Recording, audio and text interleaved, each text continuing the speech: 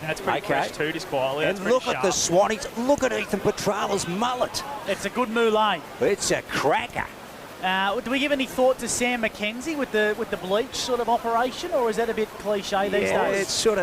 It's a bit sort of 80s Billy Idol. So I'm going to go with Ethan Petrala myself, Gussie. Here we go. We're about to cross boundary side to the president of the Duns Twin City Cranes TDFL, Jared Stevenson. The pig. The pig? You're going to roll with the pig, are you? That's what he's been called for a long time, pig. The pig hamming Thank you, everyone. Here's Steve-O. Just before we get the anthem underway, I'd just like to say a couple of words on behalf of the TDNA and the TDFL. Thank you all for making the effort to come out here. As you can see, it's a massive day. I'd like to thank the crowd for being respectful and just supporting your teams loudly, but keeping it respectful.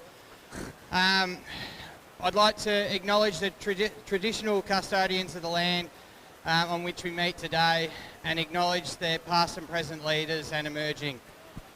I'd now like to introduce Jason Ivell, our singer for the national anthem today.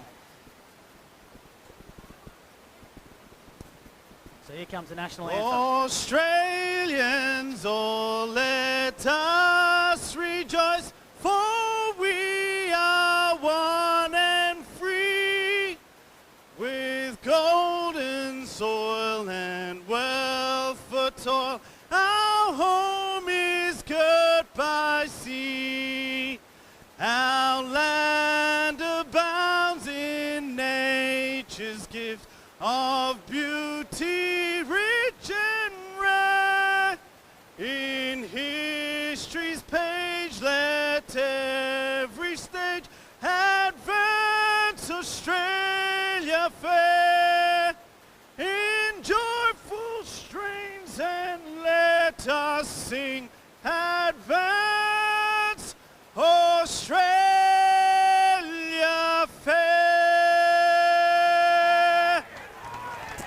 Chiltern versus Yackandandah in the 2024 Thanks, Jason. Grand Final. I'd now like to call on Stephen Knight, our head curator, to toss the coin for us today in the middle. Good luck to both sides and keep fighting through. Keep fighting through. Oh, interesting from the pig. Yeah, very interesting.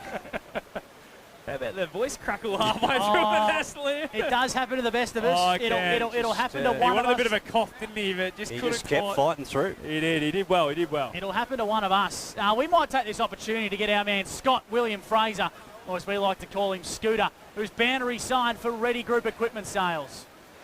I'm not boundary side, boys. I'm right out in the middle for the coin toss. Head curator Steve Knight doing the toss. Up it goes. Ben Mason's won the toss and going to the road end. Interesting, the breeze is sort of going across the ground towards you guys here at ground level. Beautiful conditions, a little bit of cloud in the sky, but as people viewing from home and listening in, well, it's going to be a great day. Skills should be fantastic. Scooter, just a quick one. We have had a few little showers across the morning and as early as about half an hour ago. What's it like underfoot? We saw last week a few players lose their footing. Is that something we can expect today? No, beautiful. I think it was Wednesday night. We had 25 mil out here, and yeah, the wind and the beautiful sunshine the last couple of days has dried it out. So shouldn't be too much slipping around. Dare I ask you for a tip this afternoon, Scoot? About as silly as Brent Goody from the Border Mail ringing me for a tip during the week. Well, give us a tip for the Wayne Bartel then. Yackandandah by 32 points and Nick Donaghy to be best on ground for the Boca Bartel medal. Very good. Scott Montgomery for Albury-Wodonga MG. Who's your tip for best on and also a winner? My best on's going to go to Colonel Cooper and Chiltern. Brad Freak, thanks to Mac Jack Sheds. Yeah, I'm going to go with the Rui boys, and I will go with Bailey Glass as a junior football club. Very good for Albury-Wodonga MG. Our man Luke Francis calling the action. Who wins, how much, and best on? I'll go with Yak Gussie and Zach Leach to do the double. What about Gus McLeod? Just to do something different, I'm going to go with the Chiltern Swans to win by 2 points here at the SAF. What? And I'm going to wind the clock back, and I think Dean Hetter. Dean Hetter? Is going to get best on ground. Here we go. So here we go. I love that.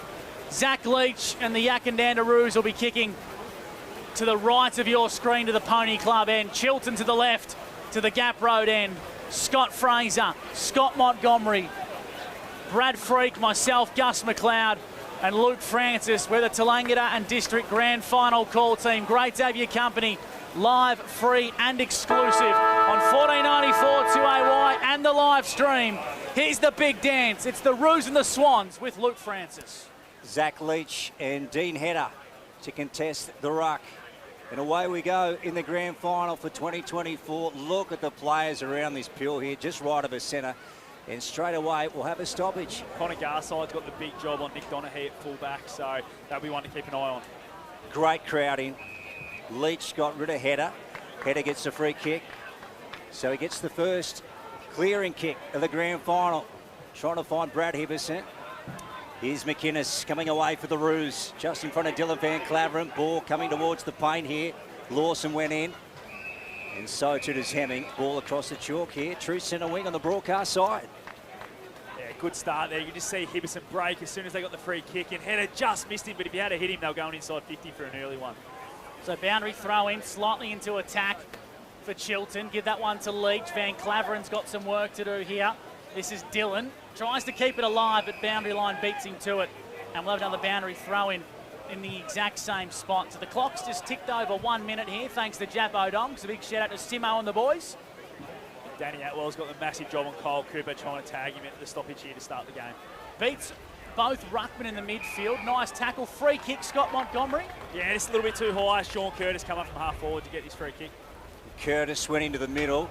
Well, Hibberson had a fumbly moment. Judar Hood's at the bottom. Umpire to take control. So just left of the centre now. Very blustly here at the Sandy Creek Reserve. Opening term as the sun breaks through again. His header got his hand to it. Kyle Cooper got swung around. Not much in it. Just a lot of space in the Yackandandah forward line. They've all come up around the stoppage just to make sure, as Homer said in our pre-game, they don't want to let Chiltern on the outside, so they're trying to make sure the clearances have a lot of numbers around them. Let's have a look.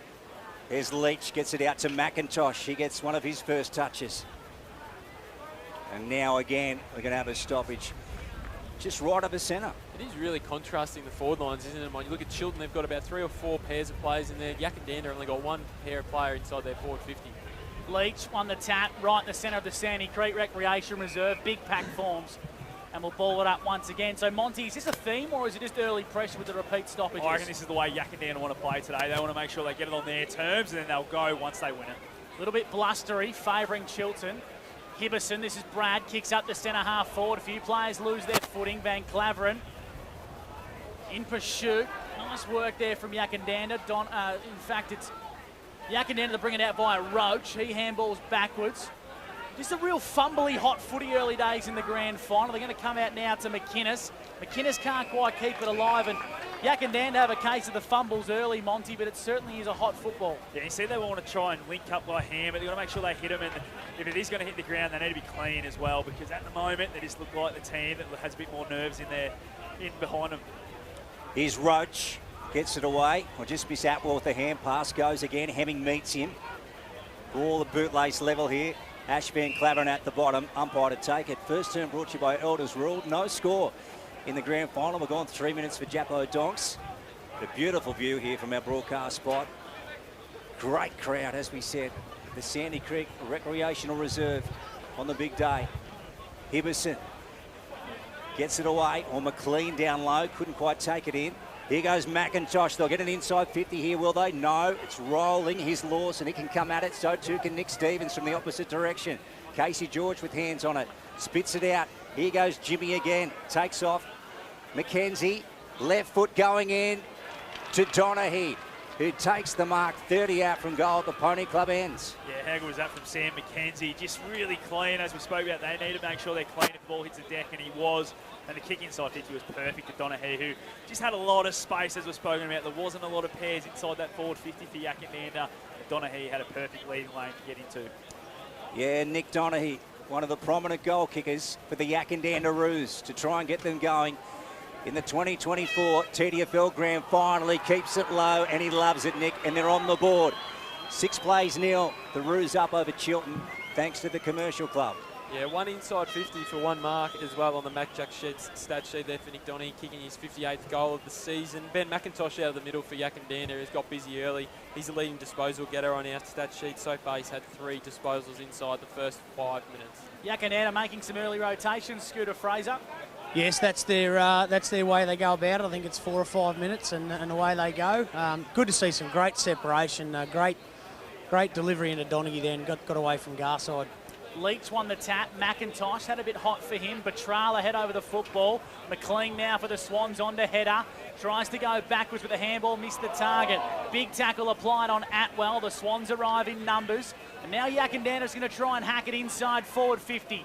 Donaghy got a bad bounce. Under the pump is Garside, got some work to do. Mackenzie left it for the captain in Donaghy, who picks up the football.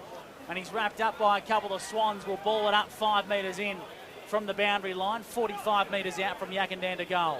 Let's have a look. Good afternoon to you, wherever you may be tuned in to the TDFL live stream of the grand final today.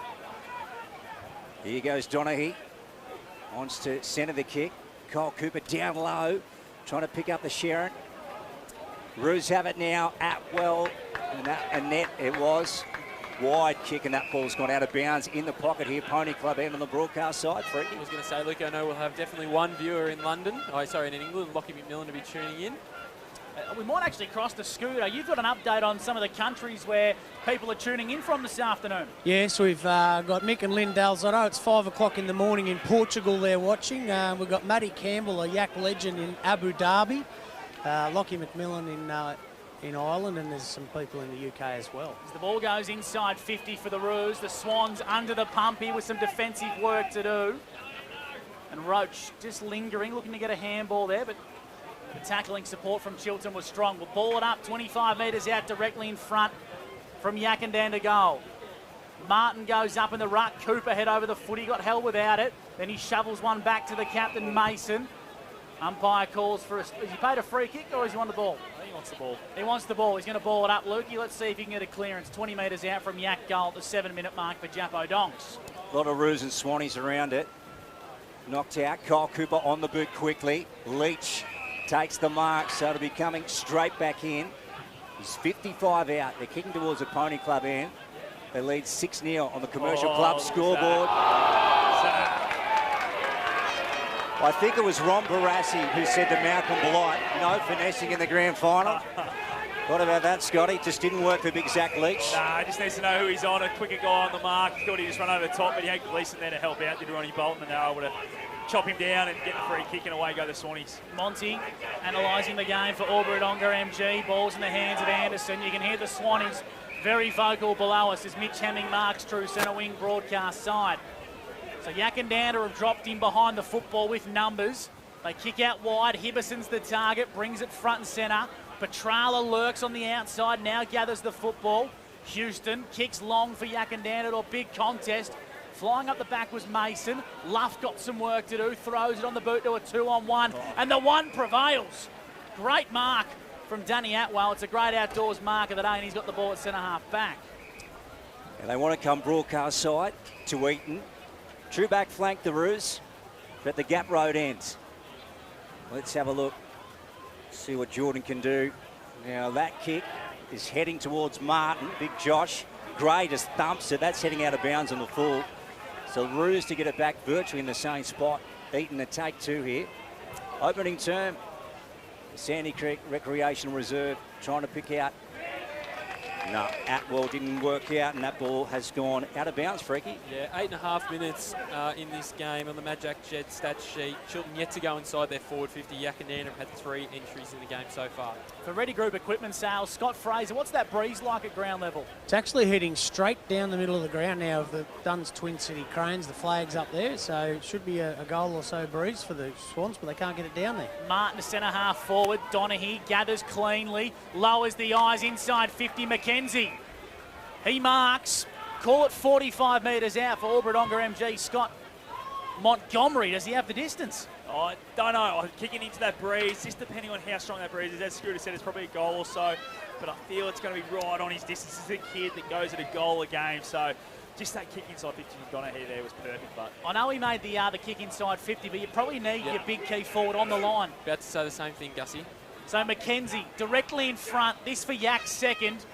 40 metres out with a strong breeze. Strikes it on the left. I reckon it's going to hold up on the line. Leaked front and centre. Garside for Chiltern. Exits defensive 50. Jarrett mops up. Gets to 35. Jarrett can't quite hit the big sticks. It's across the face for a minor score. Yackandandah lead 1-1-7 of the Swans yet to score. It's on the Commercial Club scoreboard. Ash Van Claveren will take the kick in. Pony Club ends. Here he is. Needs to pick out a red and white Guernsey. Opening term, gone 10. The Jappo Donks, Yak leads 7-0 thanks to the Commercial Club. And Ash goes right out to the far side, about a 40-metre kick. Hands go up, and a clean. Nice one, gets it off to Anderson. They break away here, the Swans. Goes inside 50 here, Gap Road Ed, bouncing ball. McInnes going back, Brad Hibberson in pursuit of him. McInnes comes away. Nice kick to Jimmy Lawson, left of centre wing. On the far side. Now Jimmy, will he go down the line or he's going to just angle back towards the corridor? Picks up McIntosh. Good football, this guy. You'll see plenty of him this afternoon on an overcast day. Back out wide to Lawson, so they link up again. Short ball to Glass this time. So they're happy to play it patiently here, the Roos. Now he goes long, down towards the half-forward flank. Roach in front. Gee, this is a good build-up. Now, who's he got inside 50? Here's Leach leading for him. He goes the big man. He got one hand to it. Mackenzie, left foot, rolling across the face. And that has gone out of bounds, Scott Montgomery. Yeah, I reckon Mackenzie's popped the finger then when he got tackled to ground too. He's got up holding it, trying to put it back in. But he's looked lively, hasn't he? He's got to the feet of the big guys a couple of times. And I feel he's a guy that could hit the scoreboard here in a bigger ground where he had a bit of space to get to the front and centre. Luff won the tap. Probably read it better out of the air. Donaghy head over the football. Garside has been a big tackle. Will ball the footy up once again. 11.5 gone for Jappo Donks. Hope you're enjoying the first term of the TDFL Grand Final. Thanks to Elders Rural. 20 metres out from Yackandandah goal. Ruck infringement. Is it going the way of Leachy? I reckon it is for Albradonga MG. Yeah, Scott Montgomery. I think Benny Mason's been paid against. I think he might have just brushed across Leachy trying to follow a player through, and he wasn't the nominated ruckman as Luff was. So he's paid the free kick, and Leachy's going to go back. And we've seen this when he was playing in the black and white for Wangaratta, that his goal kicking wasn't one of his strong points, I don't think, Gussie. Scoot, where does this ball need to start with the breeze? The right goalpost, boys, and I reckon the way Leachy kicks right to left, that'll go straight through the middle. You'll have a good view of this on the live stream. Zach Leach kicks a goal. The Barton medalist salutes. Yackandandah have 2, and they lead by 13 points thanks to the Commercial Club at the 12.5-minute mark of the grand final. Sam Mackenzie has come off with a dislocated finger, boys. They're just trying to put it back in. And a shout out to Gordy Dowdy, watching in New Zealand, boys. We're covering the whole world. 5 inside 50s on the Mac Jack Shed stat sheet for Yackandandah. Chiltern only going side forward 51. That man, Zach Leach, kicked the goal just there. He's had 3 disposals. Ben McIntosh is leading our stat sheet. He's had 4 disposals in this game. Yeah, so they started well, the Roos. They're off to a commanding start in the grand final. Martin, that's Josh. Dylan Van Claveren comes in. Ball up in the air, pops up Kyle Cooper to Luff. Hurriedly on the boot with the left foot. Eaton going beyond it. Ball bouncing. Here's Jimmy Lawson. He's been good in the opening term. Here's Petrala coming charging in from his wing up against McLean. Head over the footy, both players. Ball at ground level and the umpire to take it. So 13 plays nil here. The Roos up on the Commercial Club scoreboard. Jappo Donk's time clock has gone 13.5. Freaky, what's your best so far, mate? Thanks to Mac Jack. Yeah, 5-1 inside 50s to start this game inside the first 14 minutes. There's a real domination by Yackandandah. They've just been able to keep the ball inside their forward half and just keep getting repeat entries. Not making the most of the breeze. The kick from Vandermeer was out of character. Now Jarrett for the Roos looks to go inboard, dangerous. O'Connell happy to take a strong mark at true centre half back. So Jimmy has the whole field in front of him, tries to pick out Martin. Hemming got a falcon. Van Claveren's got some work to do. Now back onto Martin, got to get the ball onto the boot. Chiltern have numbers. Petrala tries to intervene. Nice work from Ethan. On the left boot, Leach the target, top of the goal square. Lappin had a fair piece of it. Donaghy on the line, Leach on the line. Lappin happy to concede some ground and across the line for a minor score. Thought the umpire might have got the whistle out there, Monty. A bit of a bear hug going on on Leachy and Lappin? Yeah, I thought Lappin might have got the free kick there. Just see the big arm of Leachy around it. But I don't mind them, as long as they're consistent, Gussie, I don't mind them letting those ones go. Two big bodies just want to go at the footy. Just let it go for a little bit, and I don't mind it. We're going 14.5 for Jappo Donks in the opening term. The Swans still without a score in the grand final. Haven't hit the scoreboard yet. Yep. There's Anderson to the far side in their back flank.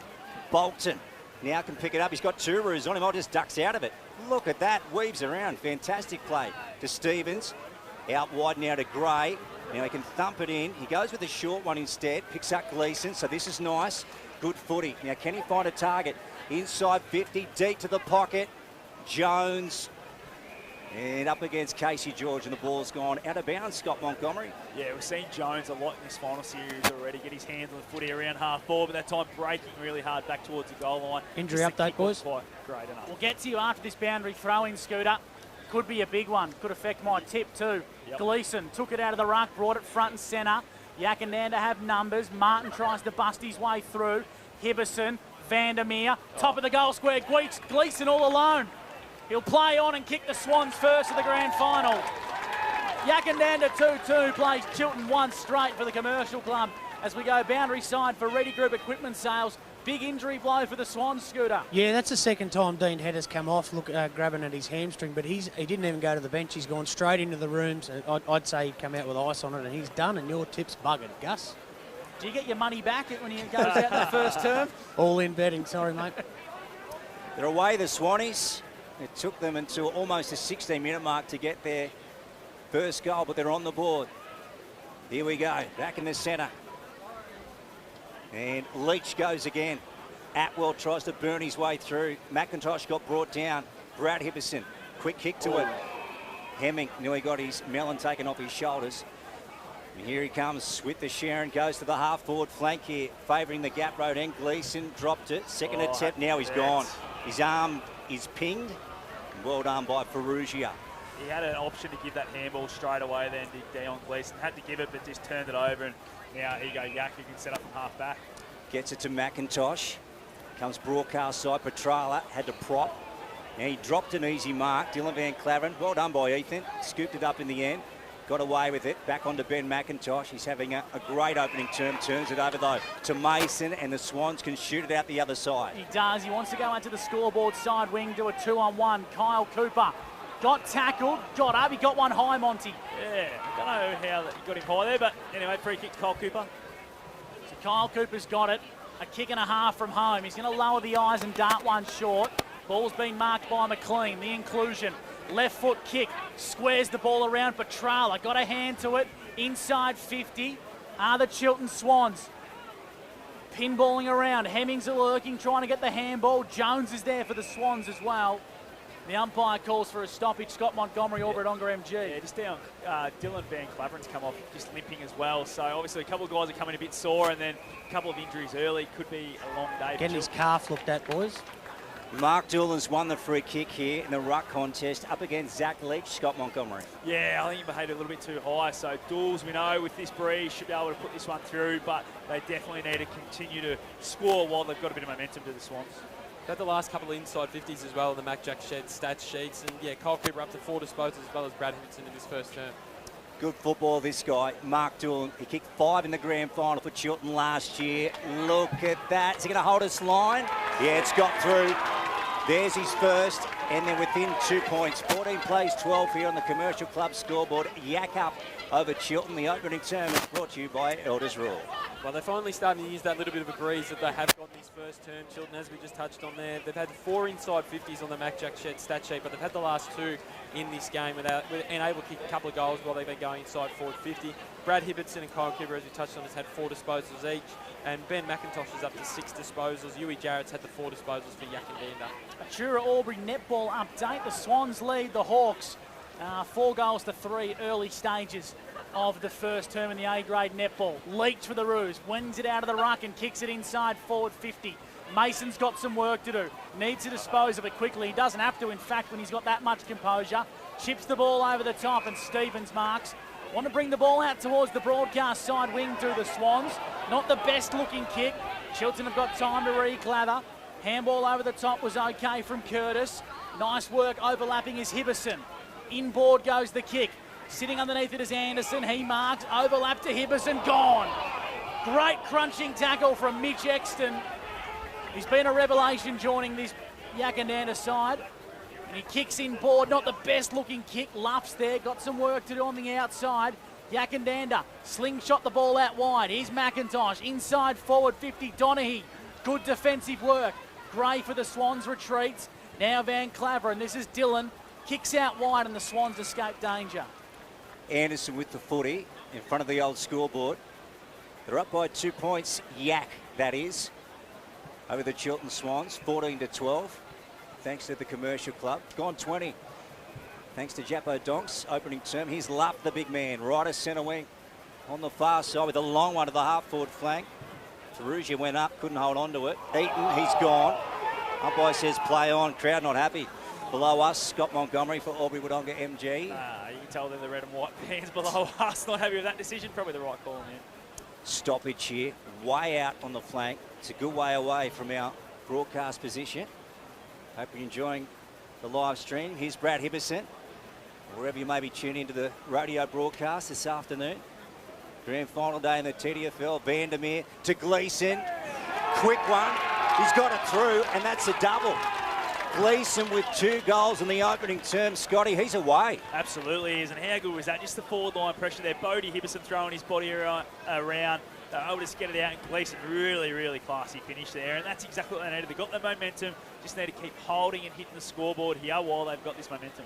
And Scooter just down their boundary side, just Jim Lawson getting a bit of tape applied to his head. Looks like he's about to go back on the ground. Is he all good? Yeah, just a little cut to the forehead by the look of it, boys, and ready to go back on. Geez, great movement on that far side by the Swans. We haven't seen that all final series. Just those good measured kicks way along that side of the ground. And getting the ball in nice and quick, it seems to be a theme that works well for the Swans. They've hit the lead for the first time. 3 straight plays, 2-2. Chiltern over Yackandandah. Leach stood up tall. Ball comes out to Atwell now, heading out towards the scoreboard winger, Yackandandah. Kicks inside 50. Nice looking kick. This is Donaghy. Darts the ball back inside, and the mark's being taken by Exton. Really good ball movement there, wasn't it? Donaghy just gets his head on a swivel as soon as he gets the footy and finds Exton, who's bobbed up. Now, it looks like that breeze has died down a little bit too, looking at the flags on the Dunton Twin Cities cranes. So I think he's a big chance to put this one through. No one on the line, so it looks like the Yak boys are going to back him in. He's going to dart one into the pocket, trying to find Glass. Mason did well. Now Garside feeds it backwards. Dangerous looking kick in the Luff direction, but he takes a nice clunk at centre half back, and the Swans are going to bring it out to the broadcast side. He wheels around Luff, tries to get it to the wing. Logan Martin got a hand to it. And ball's going to be wrapped up here, just left of centre wing. We'll go to you, Friggy, thanks to Mac Jack. Yeah, Ben McIntosh up to 8 disposals in this game. Zach Leach has had the 6, and Brad Hibberson for Chiltern's up to 6 disposals as well. The Chiltern Swans hadn't kicked a goal up until the 15-minute mark or 16-minute mark, and 5 minutes later they're in front. 18-14, they've kicked the last 3. So talk about a momentum swing. Didn't they turn it on? Luff up high, went pretty early over Leach. Brad Hibberson, nice to Anderson, on to Bodie Hibberson. Brought down by McInnes. Roos have it. And they come this way, Annett. He wants O'Connell. Now he has to pick it up, gets it back. Roos, not the best of kicks, coming out of the defensive line. Luff, it's been good in the opening term and hits Gleeson. He's shooting for 3, Scott Montgomery. Yeah, what a start that is from Luff. Just really clean below his knees, and then was able to hit the target as well. He's a couple of big plays, took a really good grab just before it's an half back, and then that play there to get the inside 50 and have Gleeson lining up for his 3rd. This is the man we were talking about in the pre-game. He's got so much X factor. He's got 2 on the board already. That one, no, to the right for 1 behind. So 19 plays 14 here. The Chiltern Swans up over the Yackandandah Roos. We're gone 23, close to 24, thanks to Jappo Donk's opening term. For Ready Group Equipment Sales, Scooter Fraser. Looks like Dean Hedder's back on the ground, but still on the bench. Very ginger boys doing a few calf raises there. I don't know. They've got to risk it, I suppose, and see how he goes. Ball comes out from Yackandandah's defensive 50. McLean made a really good contest, and we'll ball it up between the arc of 50 and the centre square. So 24 minutes gone. Chiltern lead 3-1-19 to Yackandandah, 2-2-14 on the Commercial Club scoreboard. will ball the footy up. Martin's gone in the ruck against Luff. McIntosh missed his boot. Nice work by Jarrett. Handballs over the top to Mackenzie. The pressure's pretty good here from the Swans. Anderson bustles his way through. Mackenzie applies a good tackle. The umpire calls for a restart. We'll ball it up on the edge of the centre square scoreboard side. 5-point margin. Chiltern with the lead. Sun beaming now. This would be good. We had this until the final siren. Annett out the back to O'Connell. Short ball. Nice work from Atwell. And now he plays on. And he thumps one in. Roach, can he take it on the lead? Gee, that was beautiful delivery. A nice mark, Scotty. Yeah, really good hit there from Atwell. Just on the fly straight away and out into space. And Roach just looks lively, I reckon. I reckon he could be the guy. Him and Donaghy could really kick there a good score here for Yackandandah. Close to quarter time. They trail by 5 points at the moment. This would be to regain the lead. Ethan Roach, 47 out. Oh, it's a sidewinder. Helicopter kick in the goal square. Garside brings it out. And he gets a short ball and he picks up Curtis. It's been really good, Connor Garside, Monty. As the siren sounds for quarter time in the 2024 Duns Twin City Cranes TDFL Grand Final. Chiltern lead at the first break. 3-1-19 to Yackandandah. 2-2-14 on the Commercial Club Albury scoreboard. It's the TDFL Finals thanks to Mark Spraybarn and NZ Albury. We won't miss a thing. We'll help you get the job done. We'll make your job a smooth one. Duns Twin City Cranes. For your semis, riggers, spotters, cranes. Safety is our second name. You're looking pretty with Duns Twin City. No job's out of reach.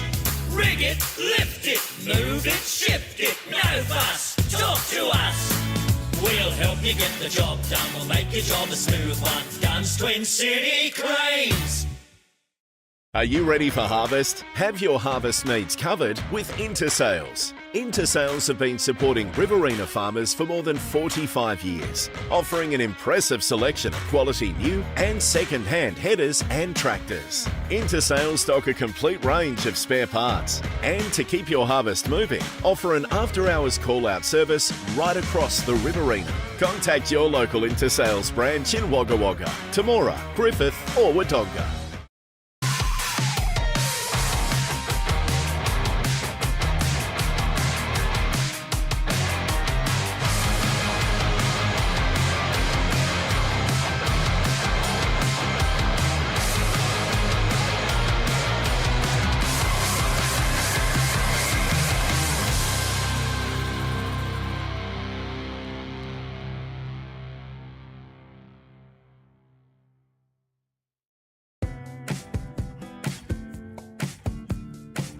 Finer embroidery is in the fabric of our community. Any logo on anything so your business can proudly present themselves well. Embroidery that adds that personal touch that doesn't break the bank. Join the Finer embroidery community today. Proudly supporting the TDFL.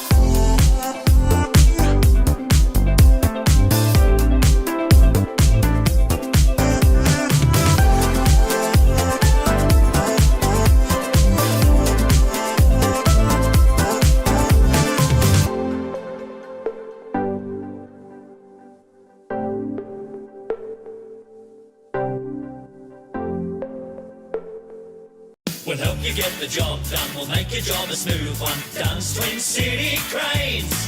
For your semis, riggers, spotters, cranes. Safety is our second name. You're looking pretty with Duns Twin City. No job's out of reach. Rig it, lift it, move it, shift it. No fuss, talk to us. get the job done, we'll make your job a smooth one. Guns, Twin City Cranes.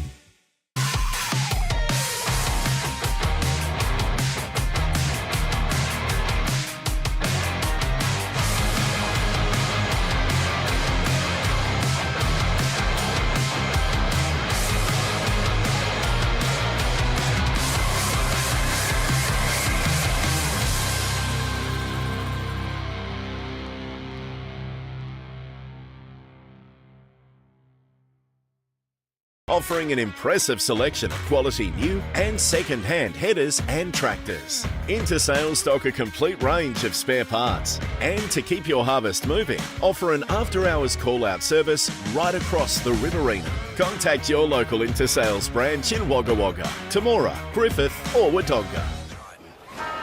The second quarter. NZ Albury, on call 24 hours a day. The TDFL Grand Final on 1494 2AY. Welcome back to the MCG of the Bush. Quarter time sees Chiltern lead 3-1-19 over Yackandandah 2-2-14. And thanks to JJ's Waste and Recycling, Brad Freak has the quarter's best. Yeah, we'll start with the Yackandandah side of things. It's going to be probably a couple of main culprits for them today. I thought Ben McIntosh in the middle of the ground was outstanding for him. Big Zachy Leach, who we touched him on in the pre-game, really got him going in every opportunity that he could. If we have a look at the Chiltern side of things, obviously the coach Brad Hiddetson, I thought he was outstanding in that first term. And Dylan Gleeson as well, popped up, kicked a couple of goals, had another shot, could have easily had 3 in that first term. We touched on in the pre-game, he had to be one that really stood up for Chiltern today to give them a really red-hot chance of winning. We have a look at the Mac Jack Shed stat sheet for that first term. Yackandandah had 10 inside 50s to 6. But really, obviously, going in behind now at quarter time. We've had a look at possession stats. As we touched on, Ben McIntosh, 9 disposals. Zach Leach, 6 for Yackandandah. Brad Hiddetson has had 8 disposals for Chiltern, and Kyle Cooper only the 4 disposals in that first term. And as Homer said in the pre-game, they didn't really get a lot of their outside runs. So I think he'd be happy with that, but the scoreboard's probably not where he wants it to be. The punters are pretty slow at getting off, so we'll quickly go to Scott Fraser for Ready Group Equipment Sales. What was the message at quarter time? The Chiltern huddle, they weren't too happy with not using the breeze enough. They reckon they should have been in front by a bit more, and obviously Yak were looking forward to using it this quarter. McIntosh are away in the second term here, gets it forward, Gat Road end. Lawson just slipped over. Ash Van Claveren, Mackenzie came in on him. Ash Van Claveren just knocked it out the front. Stevens got it to Gray, to Mason, gets a clearing kick right down beyond the half-back flank. Roos have it. So well done, Ray Ferrugia. Here he is, Raymond. Now he's about 80 to 85 out. Gets one into Atwell. Now can he find some space inside 50 here, Gap Road end? Let's have a look. Dan, well, he just goes with a long one. He's got onto that. Roach takes the mark. Roach. Ethan with good hands, about 15 to 20 out directly in front, Freaky, at the Gap Road end. Yeah, what a strong mark there, Monty. 2-on-1 and was just able to jump up higher than the two Swannies opponents and take the grab. Yeah, don't underestimate the kick from Atwell either. Got it to the right space, got it out the back and was able to use his body there, was Roach to be able to guide it to the full space. Ethan Roach for the Roos, third goal at the start of the second term, and he puts it through. They regain the lead, so 20 plays 19. They're up by a point here, thanks to Inspirations Paint. We'll go back down to Scooter Fraser for Ready Group Equipment Sales. Yeah, great kick to the top of the square there by Danny Atwell. And boys, he got injured. He did his quad in the first final there, and he's spent close to $2,000 on recovery in the last 2 weeks. So he looks great. Got it taped up, but a really good inside 50 for him. What's he do for a job, Scoot? He's an electrician, of course. Jeez, yeah, he must be making a few dollars if he's able to spend that. The Sparkies always make the good bucks, don't they? 2 minutes gone, and Yackandandah hit the lead by a point. Leach tries to spin his way around in the corridor. McIntosh head over the football. Now it's Jarrett in pursuit. Tracking backwards, feeds the ball out wide. Casey George. Just better from Yackandandah, just making some clean possession. They kick up to half forward. Mackenzie tries to put the afterburners on the left boot. Roach out in front. He's putting together a real purple patch. Here is Roach, fresh off a goal. Wants to play on, sell a bit of candy. Lowers the eyes inside 50. Not the best kick. Hemming, got to get rid of it clean. Glass got him in a good tackle. Van Claveren left it behind for the Swans. Now Jarrett bustles his way through a pack, but he meets a few Swans on the way through and will ball it up on the arc of 50. Let's have a look down there. Scotty, what are you seeing at the start of this second term? Yeah. Scott Montgomery? Chiltern just look a little bit fumbly again. I think they just need to get into that groove because Yakka are on the fly here. Roach goes again on the boot, heading wide. Getting back Gray to take the mark in the back pocket. Low ball, trying to find Hemming under pressure. Just gets it out the back. Oh, gee, to Ash Van Claveren, who's got to go up against Hood. And they rush behind. So that a little bit grand final nervy there. Scott Scooter Fraser. Yeah, some good pressure there by Yak inside that forward 50. And an injury update, Header is still sitting on the bench. He's done a couple of runs up the boundary, but I don't think he's very good, boys. 21 plays 19. Comes back to Ash Van Claveren. Very wide. Is that going to stay in? Out on the full. Roos will get it on their half-forward flank here, favouring the Gap Road ends. It's Petrala. He's been a really good inclusion so far. The man who wears 99 inside 50. Roach on the half volley, left it behind. Now Hibberson for the Swans. They exit D50. Out to the broadcast side. Well done, Gleeson. Got a good piece of that. Petrala left it behind. Kyle Cooper for the Swans. Handballs over the top. Anderson wrapped up in a big tackle. In fact, it's Bolton. There the ball comes backward. McInnes for the Roos. Long down the line. Out of bounds on the full. So Scott Montgomery, thanks to Oberonga MG, both sides sort of not adapting to the breeze. It is coming across the ground. Yeah, it's changed since that first quarter. It was going straight down the ground, as Scooter said earlier, but now it's coming straight across. They probably just need to maybe get out the other side and use that as the open side of the ground. Casey George. And he wants the corridor. Centres it up. Here's Annett. Logan Martin's alongside of him. Annett goes directly up the ground. Well done from Mason. Just to get rid of McKenzie, and he took the mark. To Ash Van Claveren. True half-back flank on the far side now. Short one. And this is Anderson. And he wants to come back to the middle also to Brad Hibberson. Stevens is running for him. He ignores him. Gets Dylan Van Claveren. True centre wing on the broadcast side. Good delivery to Doolan. But he's 75 to 80 out. Now he turns around inside 50. Kyle Cooper. Over the back it goes. Gleeson after it. Ball hits the chalk. Going to have a boundary throw in. Pony Club ends. One thing Kyle Cooper does do, he attracts attention, and that kick went to him. 3 Yak players converged on him. So they're just going to make sure they don't leave their players at ground level, because that one got out the back there and Gleeson was ready to pounce, but had it stayed in. Leach won the tap, tapped it backwards. Here's the coach in Hibberson on to Kyle Cooper. Darts the eyes. It wasn't the best kick. Umpire's paid the mark, has he? I think he has. I thought it was a half volley at best. Ray Ferrugia sharing in hand.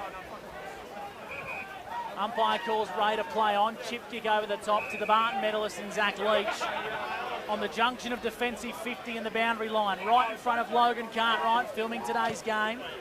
Leachy on the boot, long down the line. He's opposing Ruckman. Luff flies in and intercepts. Feeds the ball back to Mason. Wants to open up the scoreboard side wing. Dangerous kick. Anderson's got some work to do. He's clean. Finds the right boot. Doolan's leading up the ground and presenting nicely. He marks 75 from home, between the centre circle and the edge of the square. Opts to kick out wide. Nice looking kick. This is Jones. 55 from home, inside 50, Hibberson. Great build up from the Swans. And the coach will go back and have a shot from 35 metres out. Just the composure from Chris Anderson then on the far wing. The ball was out there as a one-on-one. He was able to win it. Great kick coming back inboard, and then that kick inside 50 as well was absolutely fantastic. And Hibbo stood up. Now he needs to go back and put this one through for his team. Where's the breeze going at the present moment, Scooter? It's coming straight across towards us here now, boys, so a bit of a swirl. Left-hand goalpost, I reckon. The coach loves a goal. In comes Brad Hibberson from 35 metres out. Keeps it low, but keeps it straight. The Swannies regain the lead by 4 points, and they get around the coach, Brad Hibberson, who kicks his first. Yeah, he's been outstanding for the Swannies today, the coach, Brad Hibberson, so far. He's up to the 12 disposals on the Mac Jack Shed stats sheet with that goal there as well. It's also his 31st goal of the season, so been able to get on the scoreboard a lot. Makes him a really dangerous midfield, and just really found some good space in there. Had a lot of space inside their forward half, so the Yak defenders are going to have to be wary of him when he's playing down in their forward line. They've kicked 4 of the last 5 goals, the Swans. Scott Montgomery, gee, that was a good kick. He just kept it low and drove it through the breeze. Yeah, very nice kick around the ground too, is Brad Hibberson. So really, really good work there from him to keep it below that breeze. We recommence in the middle. Second term brought to you by GJ Gardner Albury. Here's Huey Jarrett to the Gap Road end. Low ball. Donaghy regains the ball. Now he's gone. Took on Ash Van Claveren. Ball comes out. And who's going in for the pill down at that end? Many players, Swannies and Roos, and we're going to have a ball up. So Mackenzie gets up from the bottom of the pack, gives the ball back to the umpire. Let's have a look down there. See who can win the clearance on this occasion. Hope you're enjoying the live stream of the TDFL Grand Final this year, and also wherever you may be tuned in on 1494 2AY. Got Scott Montgomery, Brad Freak, Scott Scooter Fraser, and Gus McLeod. Thanks, Lukey. 8 minutes gone here, thanks to Jappo Donks. The Swans by 4 in the grand final. Pinballs around as Luff tries to exit defensive 50. Nice work by Anderson onto Cooper, and the Swans attack the corridor. Gleeson makes a good contest. Has to go again, does Doolan. Shovels a handball backwards, but it missed the target. Atwell got his kick away in the nick of time. The Roos get the ball up to half forward. Well done by Jones. Got a handball away. Yackandandah have numbers, and now the Swans arrive. They get the ball out towards Bolton. He needs to be clean. Works out which way he's going, and then he kicks the ball inbound. Not the best looking kick. Leach mops up for Yackandandah, and now the Roos want to attack the corridor. They come backwards. Finds its way to Exton. Exton on the right boot, up to half forward. Jimmy O'Connell got some work to do against Stevens. Well done, Stevens. Made a big contest for the Swans. Inside 50 is Hood. Swivels around, throws it on the right. Top of the goal square's the target. But kicking blindly, it's across the face and out of bounds on the full. I don't know about you, Monty, but I just get the sense Chiltern just starting to get on the outside a little bit more in the last 5 minutes. There's a little few passages of play that are looking more like their DNA. Yeah, in the last 2 minutes, Kyle Cooper 3 times has just been missed. The ball hasn't quite hit him, but he's got the goal side of his opponent, Danny Atwell. So if they start linking up with him, they're going to be very, very dangerous. Is the breeze affecting the skills, do you feel, Monty? Mate, potentially, because they are missing a lot of easy kicks. Atwell goes in, and Roach, geez, becoming dangerous down there. He is lively, Scott Montgomery. Absolutely. I think we know that Finn Lappin's the one that likes to roll off as that defender that can go back and help, but he's going to have to pay a lot more respect to Roach, because he right now looks like the guy that could really blow this game apart. So he kicked the first major of the second term. Here he is for another. So at the moment, they trail by 4 points, Yackandandah. Again, to put them back in front. Ethan, gee, that's a casual approach. Very relaxed, but that one to the right. And 1 minus score. So 25 plays, 22 now. So we've got a 3-point lead here for the Chiltern Swans on the Inspirations Paint scoreboard. Japodong's time clock has gone 10 in the second. We've got a downfield free kick. Monty? Yeah, it was just Roach come across and took down Garside with that kick. And I think this is going to be reversed here. No, it's actually Dion Gleeson's free kick. He was the one that was at the contest, so the umpire's just given the footy to the right. He did also give back a little chop across the ear that I thought might have been paid. But anyway, Dion Gleeson will get the free kick on centre wing. Really liked his game today, Dion, and had to step up with the assistant coach. Kicks long down the line, 2-on-1, the one prevails. Hemming for the Swans, kicks long down the line, stays in the field of play. Houston got some work to do. Well done, Bolton. Made a good contest. Feeds it to Bodie Hibberson. On to Brad. Centering ball. Anderson marks. Top of the goal square. That'll be 50. Marching into the top of the goal line. How good was that handball by Ronnie Bolton? Just clean. Anderson comes in, kicks the goal. And the margin's out to 9 points. Back-to-back goals for the Chiltern Swans. And that's a coach killer from Yackandandah. Brad Hibbenson, the coach of Chiltern Swans, up to 13 disposals and a goal in this game now. He's got his fingerprints everywhere in this match. He's getting plenty of the footy. Ben McIntosh had 9 disposals in the first terms, only had 1 disposal in this second quarter. So the Roos really need to get him back involved around the footy. That skill level right there from Ronnie Bolton's why they've got him straight back in. He was super clean at ground level, and that handball went backwards nearly the way he did it. But yeah, to find Hibbo, and Hibbo, great use and great eyesight to find Anderson there, who worked so hard from his wing. They've now kicked 5 of the last 6, the Chiltern Swans. 31 plays 22, thanks to Inspirations Paint. We're in the second. Here they come through Exton, the Roos, inside 50, Gap Road end. Donaghy down low. Try to get to it, Mackenzie comes in. Gets a sweeping hand pass out. Now here's Glass, swings around on the right, bends it, and bounces through, does it? It's hit the post. Okay, it's hit the woodwork. Oh dear. Okay, this grand final starting to heat up now. This is great. And the kick in comes to Ash Van Claveren. Well, cross boundary side for Ready Group Equipment Sales, Scooter Fraser. I feel like the game's quite even. Chiltern have just made the most of their chances recently. Yeah, that's right. I mean, it's only 8 points and you have to miss the last 3 shots at goal. So, but good to see. Good to have good pressure in the grand final. Gray's got the ball in the back pocket for the Chiltern Swans and he kicks out to the scoreboard side wing. Well done, Jones. Flew across and took a great outdoors mark of the day. He plays on quickly, but the kick was poor. Huey Jarrett for the Roos. Breaks away. Gets to 50. Inside 50. Donaghy marks.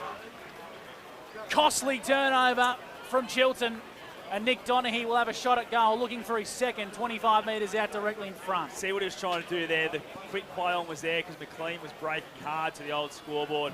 But just that turnover kills you. And nice kick inside 50 from Jarrett.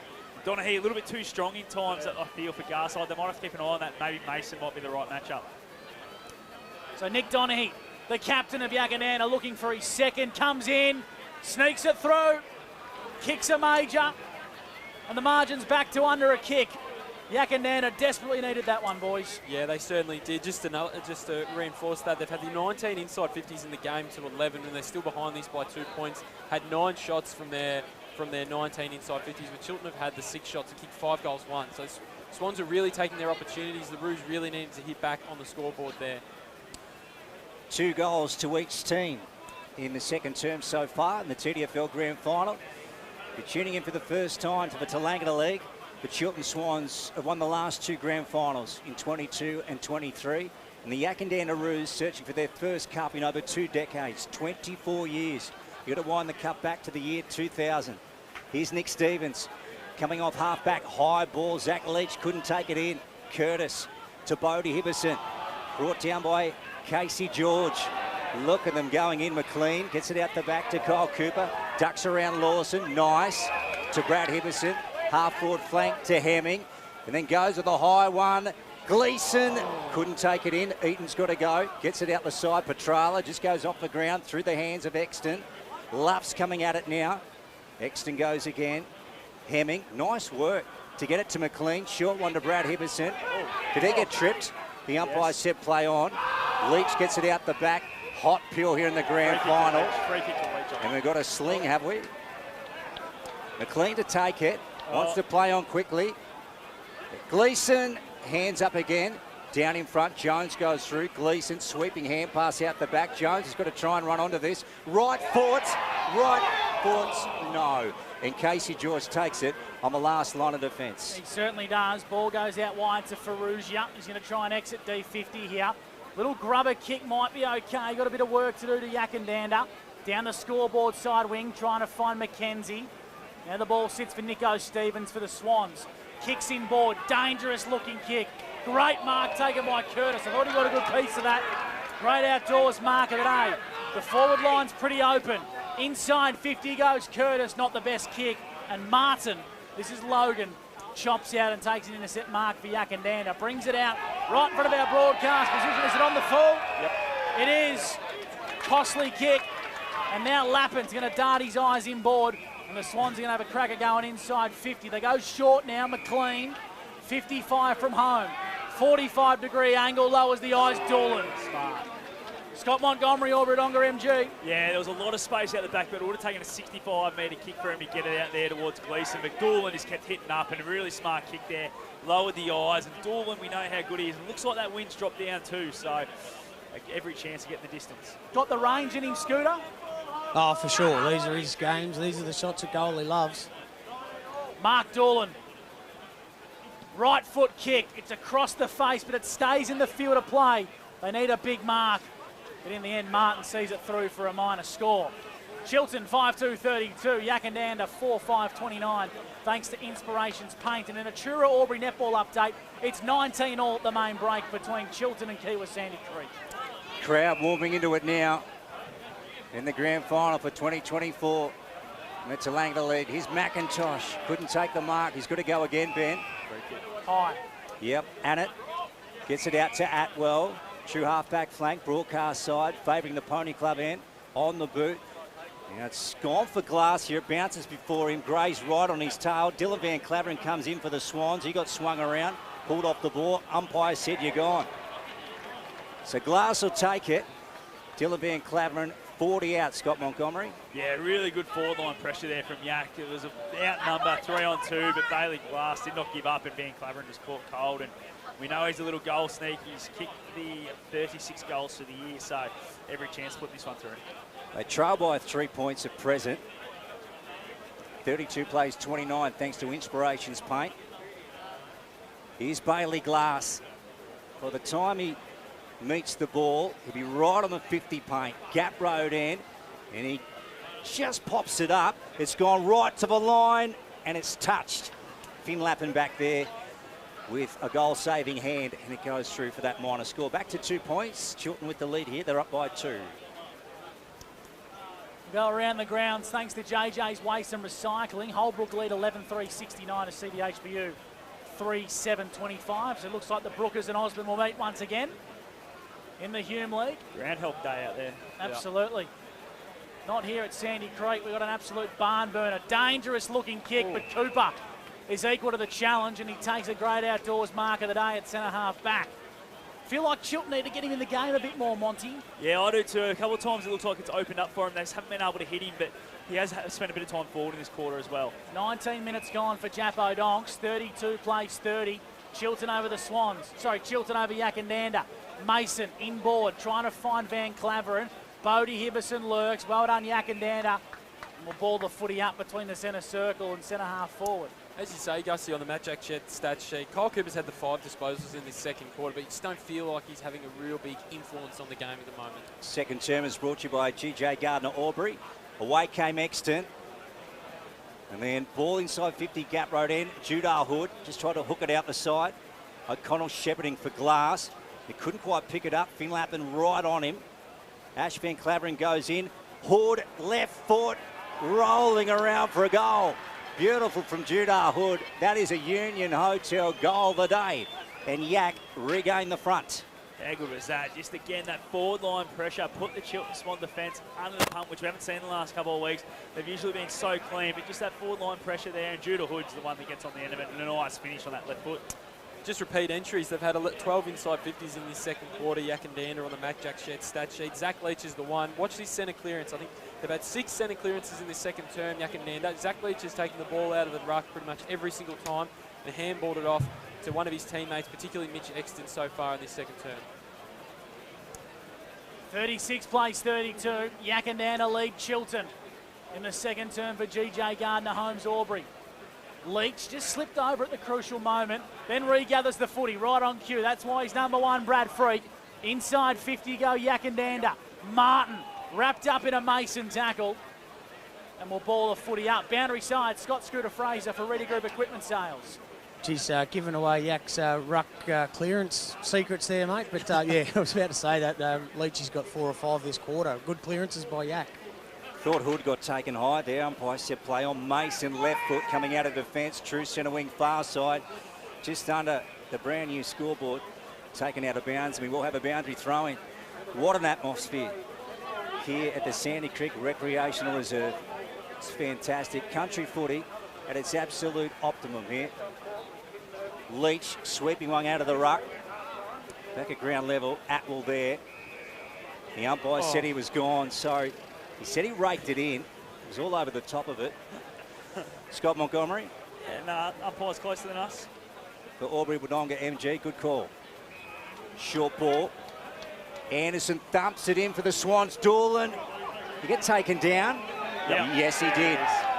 I believe that was a correct call, Scott. Yeah, that one was spot on there. Just come over the shoulder, and when you get that big body in front like Dools does, he's someone that they try and scrag onto a little bit. So you see these paid a lot to him. He kicked 1 in the opening term. This is for his second in the second quarter. A trail by 4 at the moment. Such a great footballer to watch.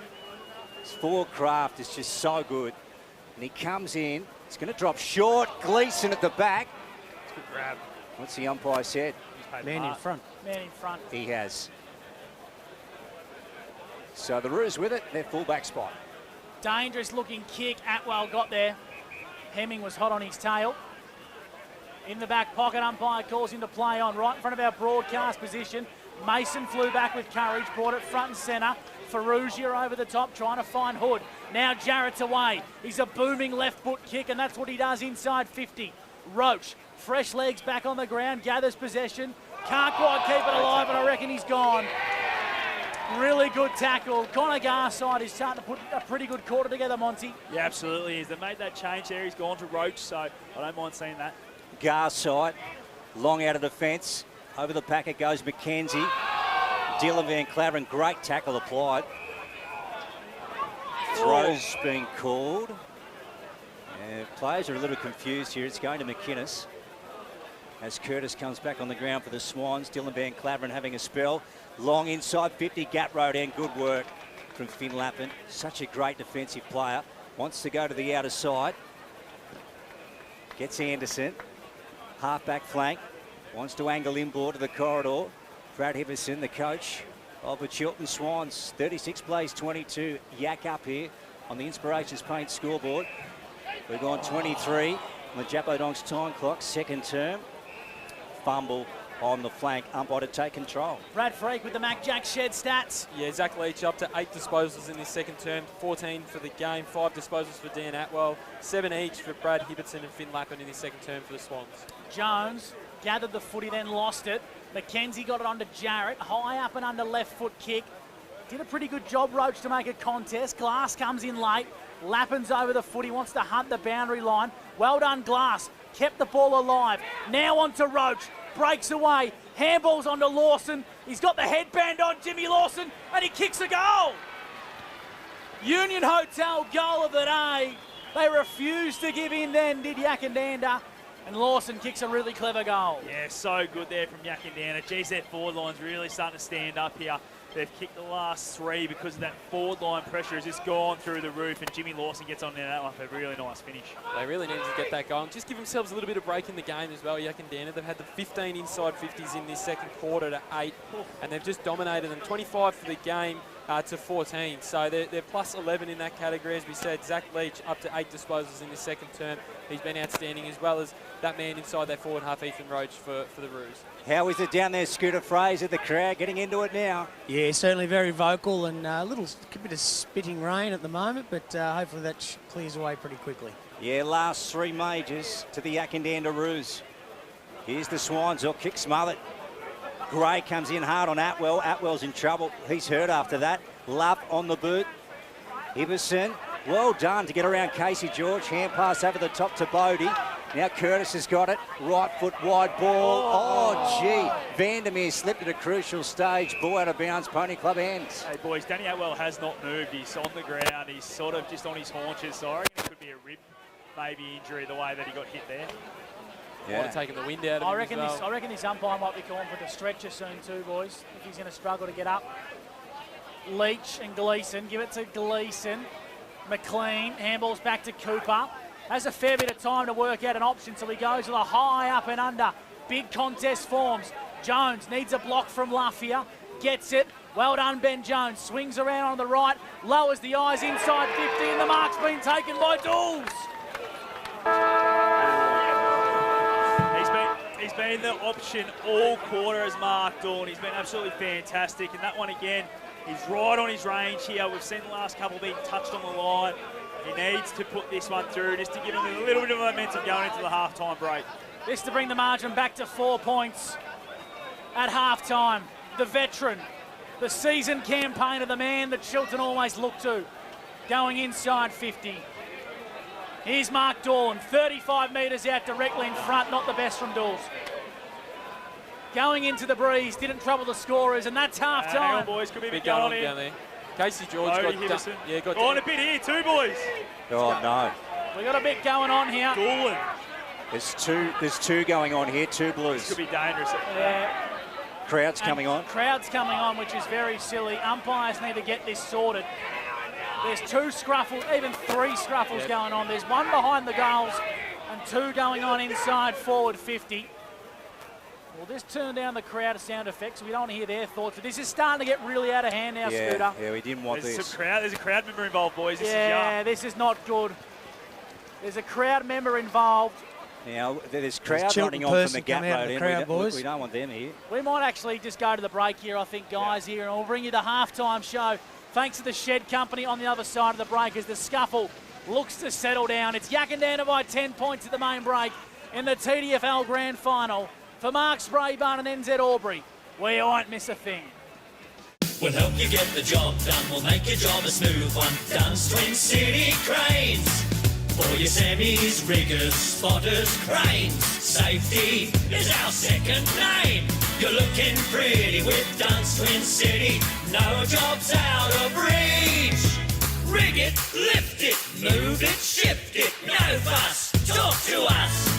We'll help you get the job done. We'll make your job a smooth one. Duns Twin City Cranes. Are you ready for harvest? Have your harvest needs covered with Intersales. Intersales have been supporting Riverina farmers for more than 45 years, offering an impressive selection of quality new and second-hand headers and tractors. Intersales stock a complete range of spare parts, and to keep your harvest moving, offer an after-hours call-out service right across the Riverina. Contact your local Intersales branch in Wagga Wagga, Temora, Griffith or Wodonga.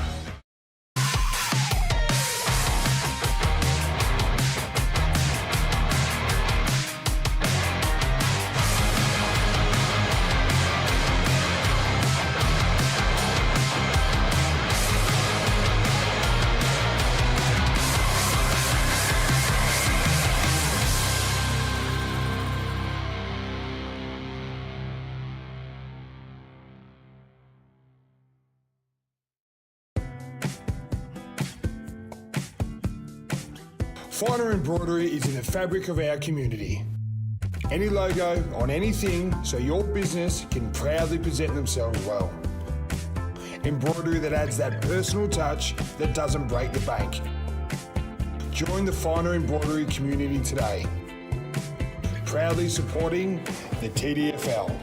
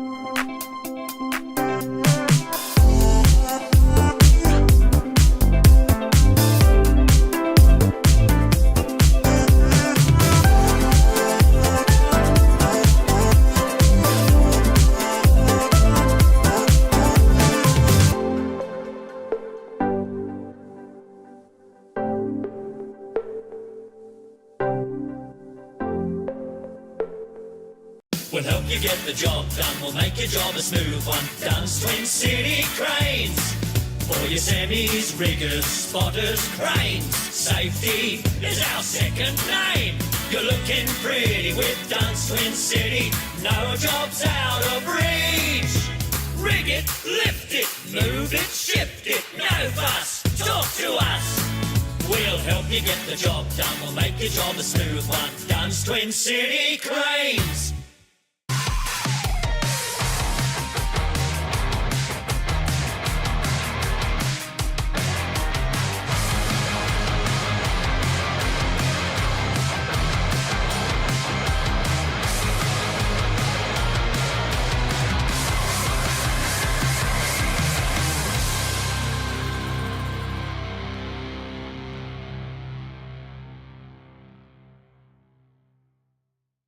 Offering an impressive selection of quality new and second-hand headers and tractors. Intersales stock a complete range of spare parts, and to keep your harvest moving, offer an after-hours call-out service right across the Riverina. Contact your local Intersales branch in Wagga Wagga, Temora, Griffith or Wodonga.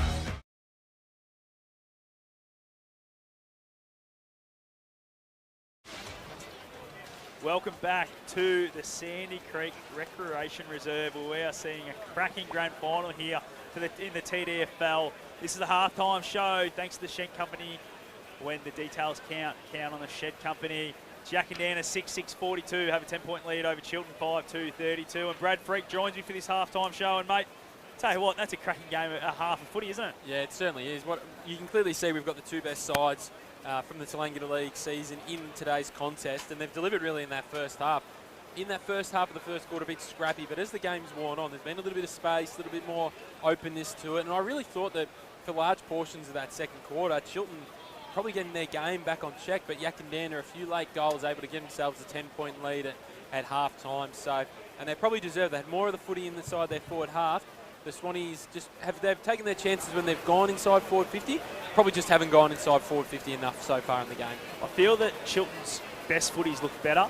Yeah, they've just turned the footy over in really poor positions, and they're just giving it back to Yackandandah in dangerous spots, which is giving them repeat inside 50s. It's giving them more looks at goal. As you said, they've had 12 shots to 7. So that's probably what's really letting down Chiltern at the moment. They're turning the footy over in really poor positions, and they're not able to open the ground up like we know they like to and link up by run. Well, to speak to that, in the first half, 25 inside 50s for Yackandandah to 16 for Chiltern. They just haven't really had too much of the footy down there, but they've been able to kick straight, which has really kept them in this game in the first half. If they had a kick poorly in front of goals, they certainly wouldn't be within 10 points. And you've seen as well in that second term, as you touched on off air, that breeze is probably a little bit stronger than what we think out there. We saw that last shot just after the siren there from Mark Doolan, didn't quite make the distance. So kicking to the Pony Club end, it looks like it is going to be a little bit trickier as the game wears on. So the Swans are really going to have to take full advantage of this second term. But yeah, as you touched on that, I just feel like when the Swans are playing their footy, it looks better,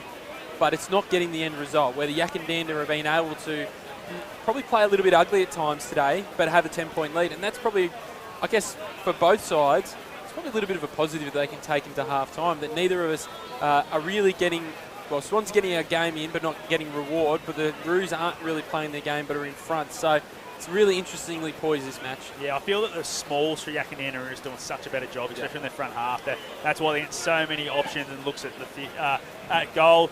We'll just quickly run through our goal kickers at the moment. For Yackandandah, Nick Donaghy's got the 2, the leading goal kicker for Yackandandah. And we've got Ethan Roach with 1, Zach Leach, Jim Lawson and Judah Hood, while for Chiltern we have Dion Gleeson with the 2, and then singles to Hibberson, that's Brad, Mark Doolan and Chris Anderson. We'll quickly have a look at the MacJack stat sheet and go through a few of our team stats and then our individuals, please. Freaky. Yeah, as we touched on the second quarter, there was probably a little bit more end-to-end. There was 15 inside 50s for the Roos, 10 to the Swans, 7 centre clearances as well for Yackandandah. I wasn't keeping personal stats, but I reckon half of them would have been to Zach Leach, taking it out of the ruck himself or palming it off to his midfielders around him. He was just dominant inside that forward half. 3 marks inside the forward 50 for each team. Ben McIntosh, very quiet in the second term, had the 9 disposals in the first, only 2 in the second quarter. But Zachy Leach was the one. He's up to 14 disposals in the first half. 5 in that second quarter for Danny Atwell and 5 for Huey Jarrett as well. We have a look at the Swans side of things. Brad Hibbenson, 8 disposals in that second term, 16 for the game. I think he's nearly been Chiltern's best today and kicked the goal as well. 10 disposals for the Kyle Cooper. Probably he's been involved, but probably hasn't had too much impact on the game that he'd like. Finn Lappin got busy in that second term. He had the 7 disposals in that second quarter. If we have a look at our JJ waste and recycling quarters best, I think it's pretty clear for the Yackandandah that it was Ethan Roach inside that forward half. He was really dangerous, presented with an option. He was really, really strong for them and just kept presenting and presenting and presenting. It's hard to go past, obviously, Mark Doolan as well. I thought that he kept presenting as well at the other end, had a few opportunities, didn't take them and get his dip, be able to hit the scoreboard for the Swans. And yeah, Brad Hibbenson as well. I think he's been probably the best player for Chiltern on the ground so far in that first half. Yeah, I think you're hitting the nail on the head there. He's been absolutely fantastic, hasn't he? He's been able to set them up. He's been able to do everything he needs to do and lead really from the front, as you'd expect from a coach on grand final day. I just feel that, yeah, at the moment, if Chiltern are a chance, they just need to tidy a lot of things up. I feel that Dion Gleeson was good early in the first quarter and then has died out of it. Mark Doolan really stood up in that quarter but wasn't able to hit the scoreboard like he probably wanted to. He kicked the 1 goal in that first quarter. So, yeah, it's very, very interesting. And we might just have an Achuri Albury A-grade netball update. What do you got for us, Freaky? Yeah, just before 3-quarter time, and that game's just about to go 3-quarter time. The Chiltern Swans 29, League Kiwa 26 in that game there. So very, very close. So that would be a bit of an upset. Yeah, I was just looking at the live stream. It's just in the quarter time break. I'm just watching the last minute or so of the third quarter just to make sure that is the final update. But at this stage, I think Kiwa just put a goal in there. So 27-29 in that game. in the three-quarter time of the netball. Yeah, so 2-goal lead to Chiltern, who are probably the underdogs with Kiwa going for 3 in a row. 40 years, I think it was Luke Daly said, Yeah, 40 Luke Daly, years yeah. they haven't won a flag, the Chiltern A-grade netball. So big celebrations Be huge, if wouldn't the senior men and women could get up. Probably be one of the first times, or at least be 40 years since it's happened anyway. Yeah, absolutely. So it'll be big celebrations out there. So, Mon, if we have a look at this second half for both sides, if you go into the Chiltern change rooms, what's your messaging at half-time to try and get your best out of the second half and bring home a third flag in a row? Well, I think of the fact it's within 2 goals, you just need to continue what you've been doing. You don't want to do too much different. You want to be able to just, do the right things, keep linking up, trying to link up. And, well, if you're Yackandandah, I think they're just going to keep going what they're doing, aren't they? Just make sure that their midfield stick to their guns. Don't let them get on the outside, because that's held up so far, hasn't it? Yeah, it certainly has. And as we touched on, both teams think that they could probably be going about 5-10% better. So this first 5-10 minutes is going to be red hot, I reckon.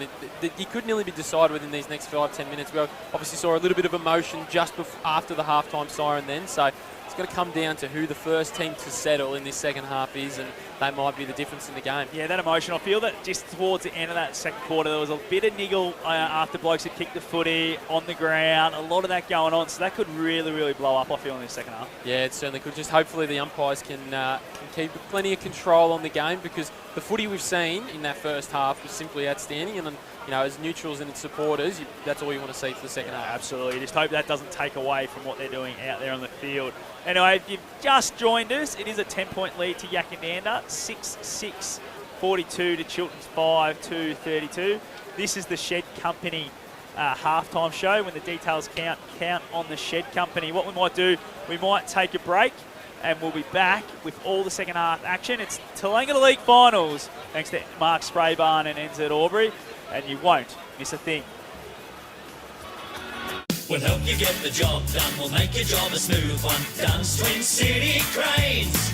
For your semis, riggers, spotters, cranes. Safety is our second name.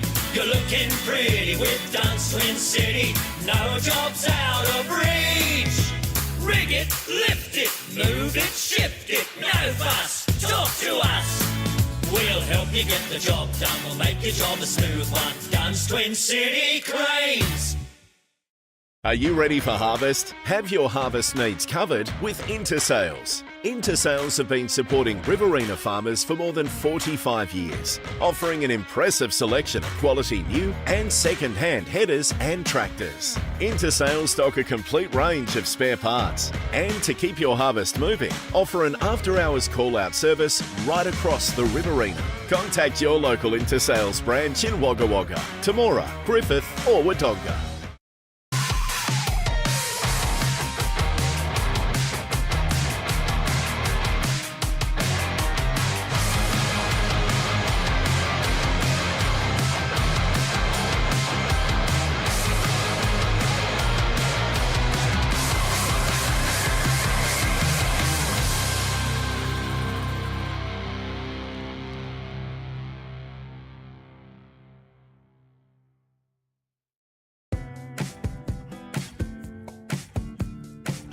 Finer embroidery is in the fabric of our community. Any logo on anything so your business can proudly present themselves well. Embroidery that adds that personal touch that doesn't break the bank. Join the Finer embroidery community today. Proudly supporting the TDFL.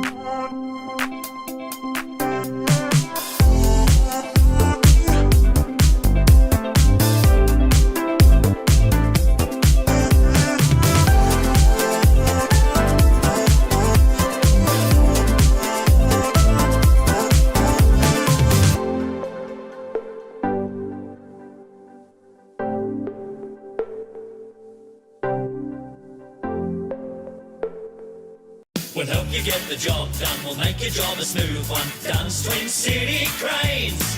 For your semis, riggers, spotters, cranes. Safety is our second name. You're looking pretty with Dunn's Twin City. No job's out of reach.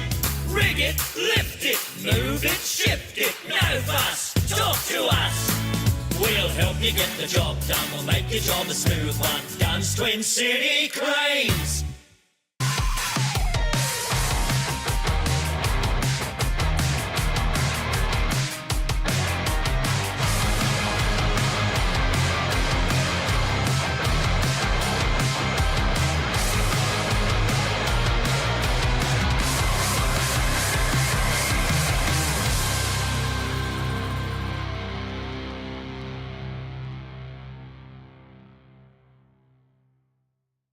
Offering an impressive selection of quality new and second-hand headers and tractors. Intersales stock a complete range of spare parts. And to keep your harvest moving, offer an after-hours call-out service right across the Riverina. Contact your local Intersales branch in Wagga Wagga, Temora, Griffith or Wodonga.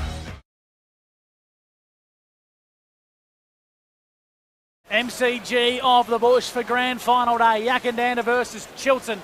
It's Yackandandah 6-6-42 to Chiltern 5-2-32. We'll cross boundary side for Ready Group Equipment Sales. After Scooter just finishes having a chat to Gav. Gav Rendell's back on the scene. Yeah, Gav's just making sure everything's running smoothly and we're about to start the second half. Looks like a bouncer out there. No, he's not a bouncer. He's just making sure it's all good. But speaking of officials, one of the security guards said they have ejected 2 Chiltern supporters after that Good call. half-time scuffle. So, not great to see, but hopefully we have a great second half of footy. Good to see my tip for the Wayne Bartel medals going very well. Yeah, it looks like he's got the warm-up top on, and that's his day done, Gussie. Yeah. Dean Header, of course, that is for everyone who didn't join us pre-game. Oh, Dino, he might get best on tonight. Yeah, we know that's in his wheelhouse. If they win it, definitely. Yep. That's definitely in his wheelhouse. So if you can't get one best on, you may as well get the other. That's what you were talking about when you gave the tip. That's exactly what I was talking about. We better give a shout out to the best water boy in the business too, Dave McMillan from the Yackandandah Roos. And Richard's got him on the pinks out there as well. Say good day to everyone, Davey. Where's your wife, Linda? Where's Linda? He loves my Where's wife, the Linda. number one Fraser in the family? So here we go. We're about to get underway in the second half. That breeze has picked up a little bit and looks like it's heading towards the Gap Road end. Back to those two, bet 1 or 2 goals again, boys. Here we go, the third term. Thanks to Wiesners with Luke Francis. It's Yackandandah and Chiltern. Yeah, big second half. Here we go. Leach try to edge out Luff. They both ended up on the turf. And then going to ground, Kyle Cooper.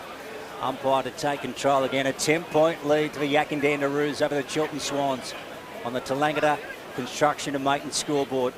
Right of a centre, Hemming just got his kick away into the hands though of Perugia, and he comes broadcast side looking for McIntosh. Anderson comes in from the opposite direction. Kyle Cooper tried to spin out of trouble. Ball came out the back, and going to ground, Casey George picks it up now. Hibbison's going to get a free kick here. Pachala just grabbed him and tackled him to the ground when he was nowhere near the footy. Good call from Scott Montgomery. Brad Hibbison with the Sharon. Here's Mac Jacks, please, Bradley. 17 disposals for Brad Hibbison. He goes short, he finds Anderson. I've liked his game. He kicks in the Gleeson direction on the half volley. Didn't have Pryor.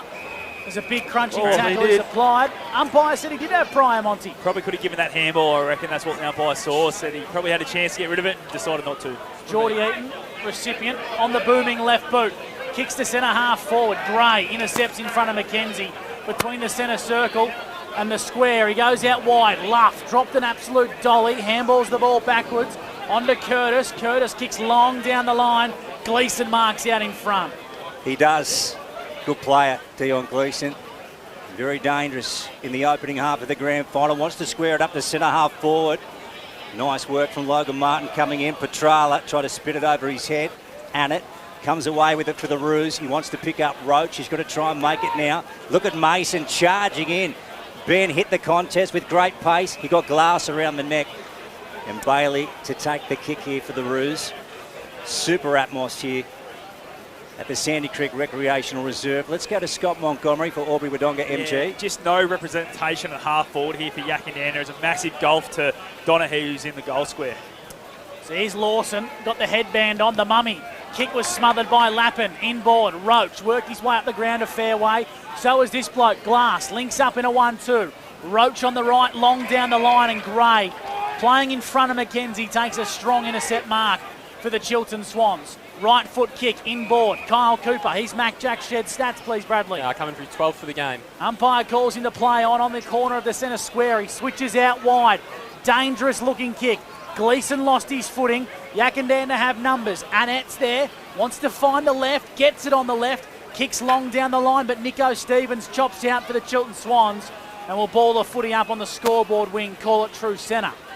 Both half-back lines have started this quarter so well. They've chopped off a couple of inside 50s already. Just need to make sure the kicks are a lot better here from the midfield groups. Leach out of the ruck. McIntosh took it. Oh, and Annett got his scone nearly taken off now. He goes with a short one to McIntosh. Wasn't a great kick. McLean right on McIntosh. Brings him down. Umpire's going to take a good call. No prior opportunity. So 42 plays 32. Yak up over the Chiltern Swans on the Tallangatta Construction and Maintenance scoreboard. Chapo Donk's time clock has gone over 3 and a third. Here's Kyle Cooper. McKenzie came in, smothered it. Jarrett gets it on to McIntosh. He straightens up. Pony Club and it's going. Mason back there takes a timely mark and they come out of defence, the Swans. Dangerous looking kick, but Gray's equal to the challenge. He handballs to Lappin. Lappin on the right boot, opts for a dump kick long down the line. Good contest. Ferrugia brought it front and centre. Makes a good tackle. And the umpire calls for a ball up. True centre wing, scoreboard side. Ray Refugia sounds like a name you'd hear on The Sopranos. It is, isn't it? He could be a mobster, you never know. He might be. He's got a really nice moustache. There's Raymond. Everyone loves Raymond. Beat me there, Lukey. Everyone says it at Yak.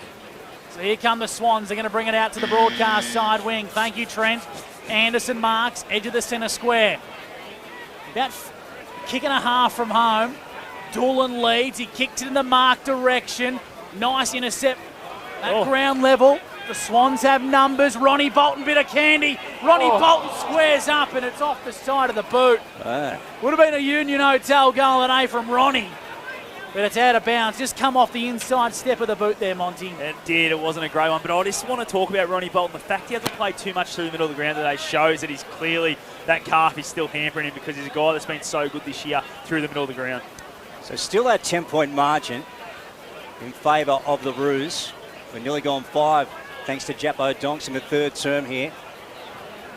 Bolton again. Now here's Eaton for the Roos. Long clearing kick out of defence. Donaghy couldn't take the mark, goes again, scoops it up to Leach. Yeah, good call from the umpire, right on the spot. They both just threw one. Leachy has to be careful there, that'll be 50. Now the umpire's saying to Connor Garside, come over here, young man. And he's going to take the kick. Now, Scooter Fraser, did you pick up what happened there? Yeah, Hibberson just gave Leachy one fair in the mush. Yeah, Scott Montgomery called it as well. Into Doolan. Inside 50, gap road end, delivery perfect. Yeah, a lot of space in front of Doolan there. That's one thing. You can't let Doolan have his space in front of him because you can't defend him from behind. It was a really nice kick there from Garside. Just kept it nice and low, and yeah, Doolan takes the chest mark. And he should be able to get the distance with the wind behind his back, unlike what we saw in the second quarter. So this to bring it back to a 4-point margin. Mark Doolan, one of the stars of the Chiltern Swans. Gap road end, no, it's right. He's off today. Ball still in play, and Logan Martin has taken the mark. Gap road end here, so he wants to shoot it out to the outer side with a clearing kick. Dangerous looking ball. Swans have numbers. McIntosh does well on a Jarrett. This is a nice overlapping play. Judah Hood for Yackandandah. Kicks on the left, down the line. Nice mark. McKenzie worked his way up the ground a bit. He plays on, throws it on the left, kicks inside 50. Luff floats back in the hole and takes a good strong mark. The Swans are going to exit D50. Well, stay in there. Dylan Van Claveren brings it out to the broadcast side, trying to find McLean. Got it on the half volley, left foot kick. Long down the line, good strong mark out in front. It's been taken by Vandermeer. Umpire calls into play on. Gains about 15 metres via foot. Kicks inside 50. A boundary thrown to be a good result here. And the Swans will get it. So we'll bring the ball back into play 5 metres from goal at the 7-minute mark. The Chiltern Swans still trail by 10 points for TCM. 4 inside 50s on the Mac Jack Shed stat sheet in this third quarter for Chiltern. You just see the win there, how far that ball carried with that last kick in, got inside forward 50. Yeah, we still haven't had a point scored in the second half so far. We've gone 7 minutes, thanks to Jappo Donks. The Roos kicked the last 3 goals of the first half. Here's Kyle Cooper. Eaton brought him down. Now, that's one of those 50-50s. Yeah, okay. Looks like the non-officiating umpire too, gents. Kyle Cooper, 60 out with the pill. Gap road in. I don't know if he's got the legs here, Scott Montgomery. No, I'm with you. I think he'll try and arc around and try and kick it from right on the 50. But just this momentum that Chiltern have as he goes inside 50. He does, and he picks up Jaden Vandermeer. Now, he's very wide, but a bit closer to goal. He'd have to make contact from 50. Breaking news, a Truro Albury netball update. The Chiltern Swans have won by 2 goals. Over Kiwi Sandy Creek. A 40-year drought, their first ever Tallangatta and District Netball Grand Final win. The Swans have won the A-grade netting. That's unbelievable. So this kick again to put the Swans within 4 points. Jaden Vandermeer, 48 out. Curls it too soon to the left. 1 behind, so we get our first score of the third term. So 42 plays 33 now on the Tallangatta Construction Maintenance scoreboard. We've gone 8.5 for Jappo Donk's third term at Sandy Creek. Kyle Cooper up to 5 disposals in this third term already inside the first 10 minutes for Chiltern on the Mac Jack Shed stat sheet. Really trying to get himself involved and keep his momentum for his team going. Yackandandah from fullback want to attack the corridor. The mark's been taken by Logan Martin. So it paid dividends, that kick. Assessing his options. Yak going to kick long down the scoreboard side wing. Nice work by Donaghy. Worked his way up the ground, but the boundary umpires pipped him. He snuck out of bounds for a boundary throw-in. Chiltern feel like they've got the momentum going their way at the moment. They just can't score. So this is one thing where Yak go down the other end and kick a goal could really break the spirit of the Swans. Boundary throw-in. Luff won it. Brought it front and centre. Now Gray for the Swans finds a bit of space on the right boot. Long down the line to a 2-on-1. The one's with Dion Gleeson. He gets the ball onto Doolan. Handballs back to McLean. Under big pressure, a big crunching tackle. Umpires put the whistle away. Yackandandah attack the corridor and the ball's in dispute. Here they come. Stevens picks it up. Nice work. Roach ran him down. Gone. Ethan with it now. So the Roos have a chance here, a scoring opportunity. What can he pick out towards the Pony Club? And he goes with a long one. It's a high ball. Donaghy 1-on-1. Thought he pushed his opponent in the back. Umpire said play on. Couldn't claim the mark. Good call. Ball goes to ground. Scott Montgomery didn't believe He had about 3 sets of hands, so Donaghy tried to fool the umpire there, but a good call. Arc at the 50, Pony Club end. Just favouring the broadcast side. Let's have a look. Leach ends up in his hands. Kyle Cooper and Donaghy after it. Ball out of bounds. And we'll have a boundary throw in here, about 40 around from goal, Pony Club ends. Scooter Fraser for Ready Group Equipment Sales. Atmosphere at ground level, what's it like? Oh, it's great. You can just feel the crowd is going to get really involved towards the end of this third quarter. It's just a great feeling. Short boundary throw in. It suits Leach. Brings it front and centre. Cooper wrapped up in a big Yackandandah tackle. Umpire should blow his whistle and we'll ball the footy up. So 42 plays 33 here. Yackandandah in front of Chiltern thanks to Tallangatta Construction and Maintenance. And we played 11 minutes in the third term for Jappo Donks. Ball up. Leach taps it into a dangerous position. Here's McIntosh. Smart looking kick from the captain. And the mark has been paid, it has, and Petrala will have a set shot after receiving the kick. I reckon it went no more than 6 metres, boys. I'd be pulling out the tape measure on that one. 15.05, I've just been told. What colours have you got on, Scoot? But no, really Don't you good. talk, Monty. Yeah, really good play there, wasn't it, from Yak out of that stoppage. Petrala just got in a good spot. Just need to put this on the board now because it could really break the spirits of Chiltern the way they've started this third quarter. Absolutely. He's been a fantastic inclusion, Ethan Petrala. Playing on the outside, and now his left foot kick is on the way, and he's missed. 6-7-43 to Chiltern 5, 3-33. In the third term, thanks to Wiesners, it's a 10-point lead to the Yackandandah Roos. Scott Montgomery, how are you seeing the third term play out so far? Oh, all Chiltern's way at the moment, but Yackandandah are starting to grind back. Probably the last 2 minutes, they've got it a little bit more on their terms. but Chiltern just keep turning over in poor spots. But Yackandandah need to just hit the scoreboard now, I feel. Dylan Van Claveren. He had Josh Martin after him. Got it out. Gee, that was a good play to Luff. Left foot right down the line on the outer side here. Picks up Vandermeer. Geez, they've moved this well. Now Gleeson wants it inside 50. He's charging around. He's got some space. And they go inside 50 now. Gleeson. Oh, he nearly took it. Ball came down to ground level. Eaton sees it across the line. So 43 plays 33. The Yackandandah Roos up over the Chiltern Swans in the third term, and it's brought to you by Wiesner's. Monty, would it be fair to say Gleeson looks the more dynamic of the two Chiltern forwards at present? Yeah, right now he does. I think going with the breeze helps him a bit because the first quarter was the same. I thought he looked the more dynamic of the two. McLean head over the football. Kyle Cooper has a crap, but he's wrapped up in Too Geordie high. Eaton's free kick. So Geordie Eaton might have got him a tad high, and Scoot with this breeze. I reckon Kyle Cooper's in with range here. Yeah, it looks to be at his back, boys. It's heading straight towards the goal, so distance won't be a problem. He's just got to back of his kelf and get a bit of confidence in him here, does Kyle Cooper. He's a match winner and a noted goal kicker from the midfield. Monty, how do you see this one coming off? Yeah, no, if he just kicks through this one, he'll get the distance, no worries. But this is just to get a bit of confidence back because I reckon they've been a little bit shaky in this third quarter so far, Chiltern. The breeze is in his back. Distance shouldn't trouble him. He'll kick from 45. Kyle Cooper, right foot kick. Goal umpire's moving. He's moving to the left, to the right, I should say.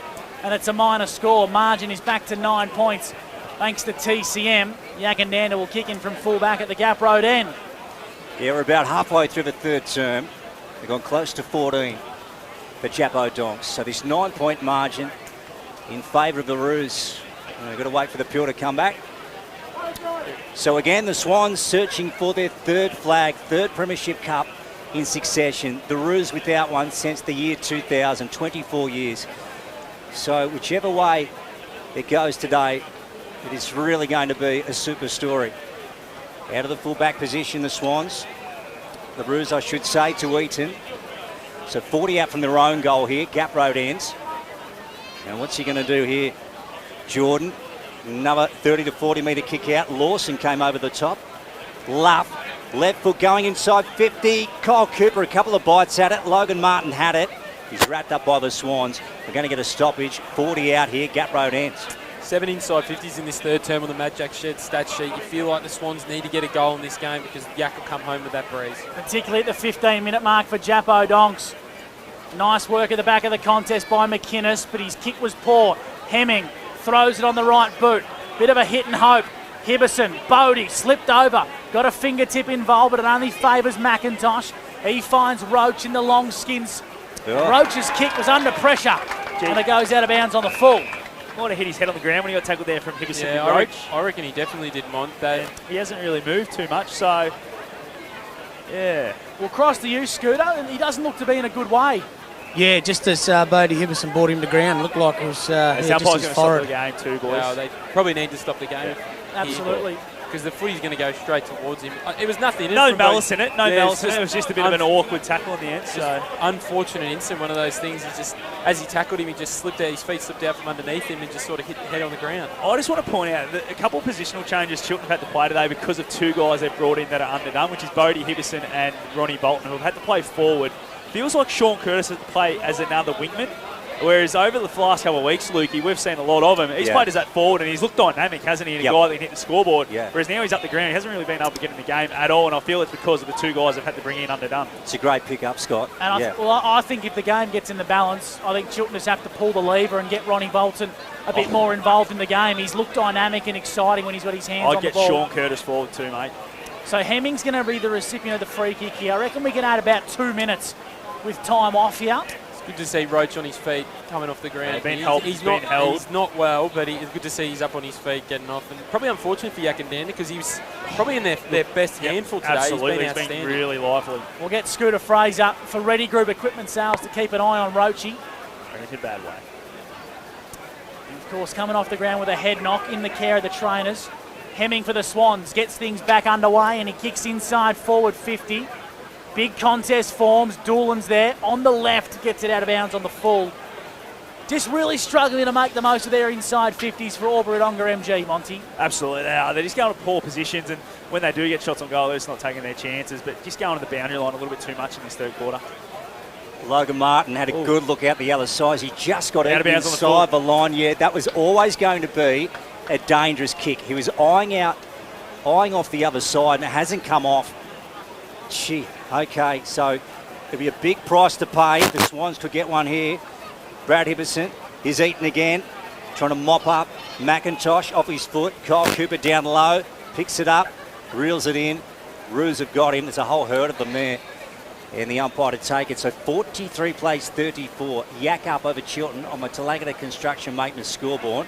We're going 17.5 for Jappo Donk's third term. Gleeson and Martin both missed it in the ruck. Big tackle applied. And we should ball it up in the same spot. We will. So almost 18 minutes gone here. And we're yet to have a major in the third term. Gleeson won the tap. Tackle applied immediately. And it's a pretty congested footy, Scooter. Yeah, just that congested footy right now. If things do break open and Chiltern can get a score, then we will have game on. Gleeson won the tap. Ball falls the way now of Geordie Eaton for Yackandandah. They exit defensive 50. The mark has been taken. This is a bit more methodical here from the Roos exiting, Lukey. Judar Hood with the peel. 50 out from the Gap Road ends. Goes with the low ball. He's going to turn it over here. Mason with it. Now he wants to play on quickly. He wants Anderson, gets him. True heart of a Sandy Creek Recreational Reserve. Stevens, shocker. And here they come. Huey Jarrett onto Ethan Petrell. He's a big raking left foot kick, top spinner. The shocker. Connor Garside couldn't pull it in. Nick Donaghy, look at this. The Roos are out. McIntosh running into an open goal. Point blank, thumps it through. He thumps it through. 49 plays 34. That's a Union Hotel goal away. And the Roos, they just get away a little. They do. Nearly 19 minutes gone for the first goal of the quarter, and it just had to break open. Poor kick from Nick Stevens, turned it over again. We've seen that a lot in this third quarter from Chiltern. Poor turnovers going inside 50, go the other way. And the kick wasn't great from Petrala, got down to the space button. Donaghy got a lucky bounce, and then good running there from Exton, who was trailing in behind Benny McIntosh, who ends up on the end of it and kicks the goal. 5 disposals in this third quarter for Ben McIntosh. Only had the 2 in the second, was quiet in that second term, so he's really picked up with that goal as well in this third term. It's a game-high lead of 15 points to Yackandandah. And it's come at the 19-minute mark of the third term with Chiltern kicking with the breeze. They're going to have to make something happen pretty quickly. The Swans coming into the final term. 49 plays 34. Yackandandah lead Chiltern. Hope you're enjoying the third term. Thanks to Wiesners in the TDFL Grand Final. Luff flew high. Martin won the tap. Free kick for a high. It's going to go the way of the Swans. Ball up. Ball up. I thought the umpire might have been a little bit high up the hands there, Monty, or maybe I'm just going blind. It's right smack bang in the middle of the centre circle. Up goes the footy. Luff won the tap. Got it going Chiltern's way, but Yackandandah have numbers at the back of the contest. We'll ball the footy up once again. It looks like Ronnie Bolton's working himself up the ground a bit here, Monty. Yeah, that's what we want to see. We want to see him around the footy. We know how lively and dynamic he can be, and he gets good sideways movement. O'Connell brought to ground by McLean. Scott Montgomery, such an important period in this grand final. The next 5 minutes as we work up towards three-quarter time here for the Chiltern Swans. Well, yeah, absolutely. If Yackandandah can score a goal, who knows what they can run away with. But if Chiltern can kick one before the three-quarter time break, it's game right on. Yep, certainly is. Bodie Hibberson, short ball, gets it out. Here's McKenzie. Oh, went through his legs for the Roos. Brad Hibberson, he might be gone here. Umpire said play on, threw his arms in the air. Casey George trying to weave through traffic, ducks out the back. That was okay. To Ray Ferrugia. Now McKenzie couldn't quite get there. Bouncing ball. Curtis meets him. Did he get McKenzie high? Umpire was happy to let it go. Ball coming towards the boundary line. Oh, Scott Scooter Fraser. You got a good view of that for Ready Group Equipment How sales. you can't pay a free kick for that? That is ridiculous. I tend to agree. I reckon Chiltern got away with one there, Monty. Absolutely, they did. Just coming in 100 miles an hour and head over the footy. Normally see that one paid. Great commitment and drive on the ball from Sam McKenzie. He's only had glimpses today, but he's certainly been a valuable role player. True centre wing, ball's in dispute as Lawson for Yackandandah toe pokes it forward. Martin's got some work to do to bustle through the pack. He almost got McIntosh. Umpire calls for the footy now, and we'll ball it up between true centre and centre half forward for the Yackandandah Roos. Leach going to go back in the ruck here. Up against Luff, Glass wrapped up immediately in a Nico Stevens tackle, and we'll ball the footy up. Yackandandah 7-7-49, the Chiltern Swans 5-4-34 at the 22-minute mark. Thanks to Jappo Donks. Leach won the tap. Well done, Cooper. Got the ball onto Anderson, who just kicks towards turf and hopes for the best. Gleeson worked his way up the ground. The two number 7s, Eaton go at it, and so does Dion Gleeson. Gleeson drags it in, has to spit it out now, does so. The Yackandandah support arrives and will ball the footy up. True centre wing scoreboard side. Scott Scooter Fraser, Brad Freak, Scott Montgomery, Gus McLeod and Luke Francis with you on TDFL Grand Final Day 2024. Here we go, stoppage on the outer side. Vandermeer searches for it at ground level, hurriedly on the boot, out wide, bouncing towards the chalk. And that one has gone out of bounds. We'll go to you, Freaky, for Mac Jack. Yeah, 8 inside 50s for Chiltern to 3 for Yackandandah in this third quarter. Just really, it goes on with all the play that the Swans have had, but just haven't been able to get it on the scoreboard in this third term. Yeah, working up towards the three-quarter time break. This one is brought to you by Wiesner's. Kyle Cooper taken in, got it out. McIntosh certainly is. Wasn't quick enough, Kyle. He's on the turf there with McInnes. Plays on quickly and gets it away to their forward flank. High ball going up. Garside got a fist to it. Exton. Ball ricochets out the front. O'Connell. Stevens has got him. Brings him down in a strong tackle. Nice work. Good footy to watch. Sorry, Freaky, you go. I was just going to go, just two guys there. Just they do not take a backward step. Jimmy O'Connell and Nick Stevens. It was great to see. Leach won the ruck contest and handballed it forward. Vandermeer, that was Ash. Got wrapped up in a big tackle. Umpire blows his whistle. Monty, do you feel the fresh legs of Yackandandah are starting to come into play, considering Chiltern have been a man down since the 10-minute mark of the first? Oh, I don't know. I feel that Chiltern still have a good run. That is, their skills have dropped off a little bit, whereas Yak have been a little bit cleaner around the footy. Good crunching tackle from Jim Lawson as Yackandandah moved the ball inside forward 50. Because it hasn't affected their rotations, Gussie, as it was a ruckman and they were going one for one off the bench anyway with that ruck duel. Leach starting to assert some dominance in the ruck. Cooper into defensive 50. Got rid of that illegally. Umpire said it was. Did they pay the advantage? They have. And Judah Hood's missed. I think he had to, Scotty. I think he had to pay it. Yep. The advantage was there. Judah Hood should have stopped. Nonetheless, it's a minor score. 50 plays 34. Game high lead of 16 points to the Roos.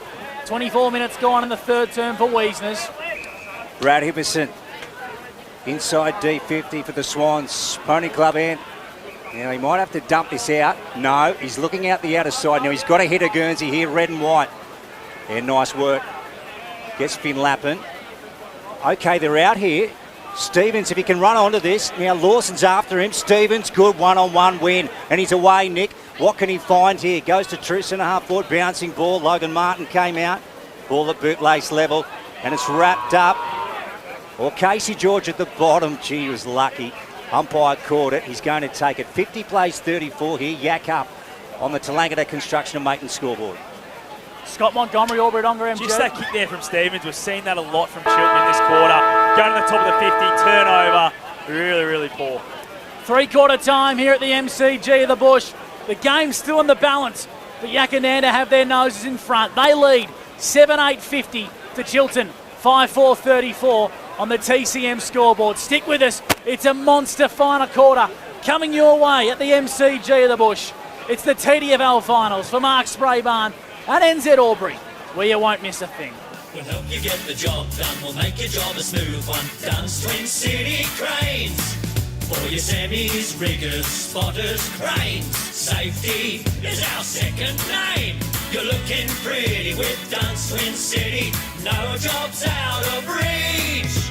Rig it, lift it, move it, shift it. No fuss, talk to us. We'll help you get the job done. We'll make your job a smooth one. Duns Twin City Cranes.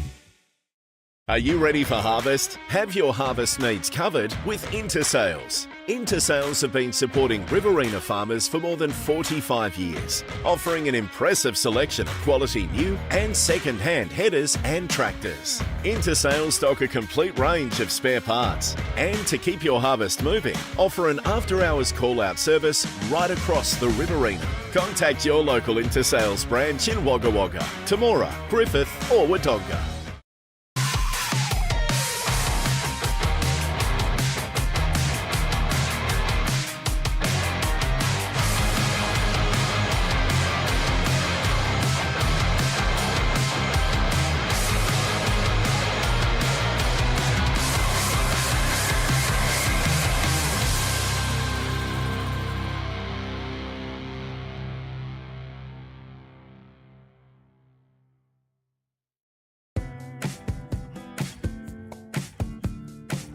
Finer embroidery is in the fabric of our community. Any logo on anything so your business can proudly present themselves well. Embroidery that adds that personal touch that doesn't break the bank. Join the Finer embroidery community today. Proudly supporting the TDFL.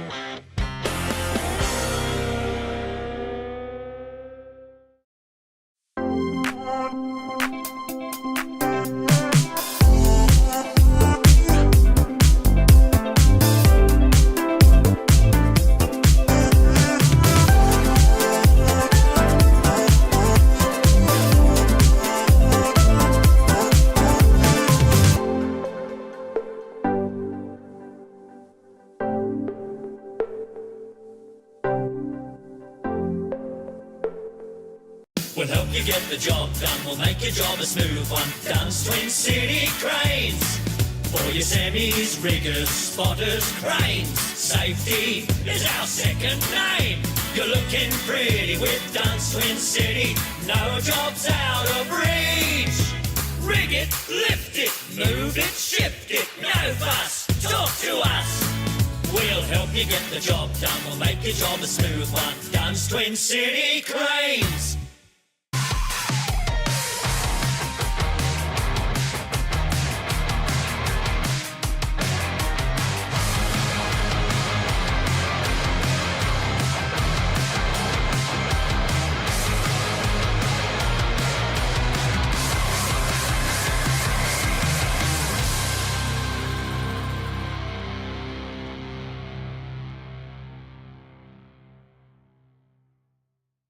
Offering an impressive selection of quality new and second-hand headers and tractors. Intersales stock a complete range of spare parts. And to keep your harvest moving, offer an after-hours call-out service right across the Riverina. Contact your local Intersales branch in Wagga Wagga, Temora, Griffith or Wodonga.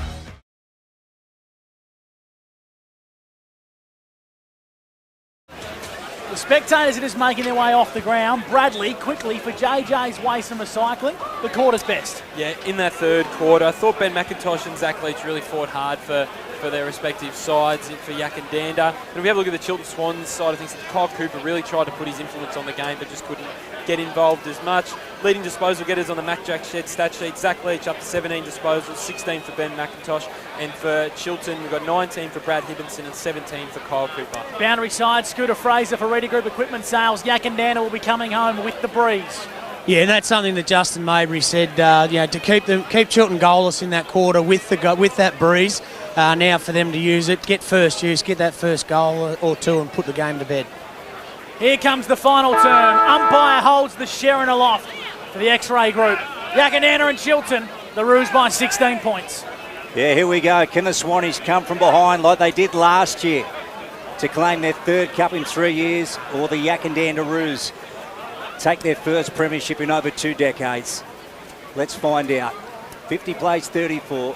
Yak up over the Chiltern Swans. Ball up, left of the centre. Luff goes up, hit the ground. O'Connell came tearing through. He's brought to the deck. And again, the umpire will take it. A high pressure final turn. Who will it be standing up for the Roos? Who can answer for the Swannies? There's Stevens going through. He tried to get a boot to it. And again, a tight tussle here. Atwell at the bottom. And the umpire to take control. A bit of a congested start in the final term. Monty, any positional changes that you've picked up, particularly from the Swans? Not really. Been pretty similar the whole way through here, and we've seen every quarter start this way. Just a lot of numbers up and around the footy. Yackandandah under the pump, coming through his Bolton. He's worked his way up the ground. Head over the Sharon, wrapped up in a big tackle by Ray Ferrugia. Here come the Swanee girls, boys. Yeah, first one in 40 years, so they're up well and about. The A-grade Swans. Their first TD&A premiership in the A grade. They'll have something to cheer about tonight back at the Chiltern Recreation Reserve. Umpire probably could have paid incorrect disposal there. Let it go. Luff onto Hibberson. Inside 50 go the Swans. Where's Gleeson? Here's Doolan. Head over the football was McLean. Bust his way through the pack trying to keep it alive. Well done, Yackandandah's back six. They step up and they kick the ball out to Jarrett. On the wing, Huey Jarrett. Long down the line for the Yackandandah Roos. Glass does well, but Lappin's happy to see it across the chalk for a boundary throw-in. That win there from Jordan Eaton at half-back was absolutely fantastic, and he's been good all day today, as have most McLean's of the done that shoulder again, boys. Okay, so McLean heading to the Pine Scoot. Yeah, that's the one that he did a couple of weeks ago, and he's had a bit of work done. But it looks like he's succumbed to it again. First goal of the final term, absolutely huge in the context of the final result in the TDFL Grand Final for 2024. Bolton goes forward. Bodie Hibberson ducks out the back. Is it rolling through? Wow, he's got it. Listen to the Swannies crowd. It's back to a 10-point margin.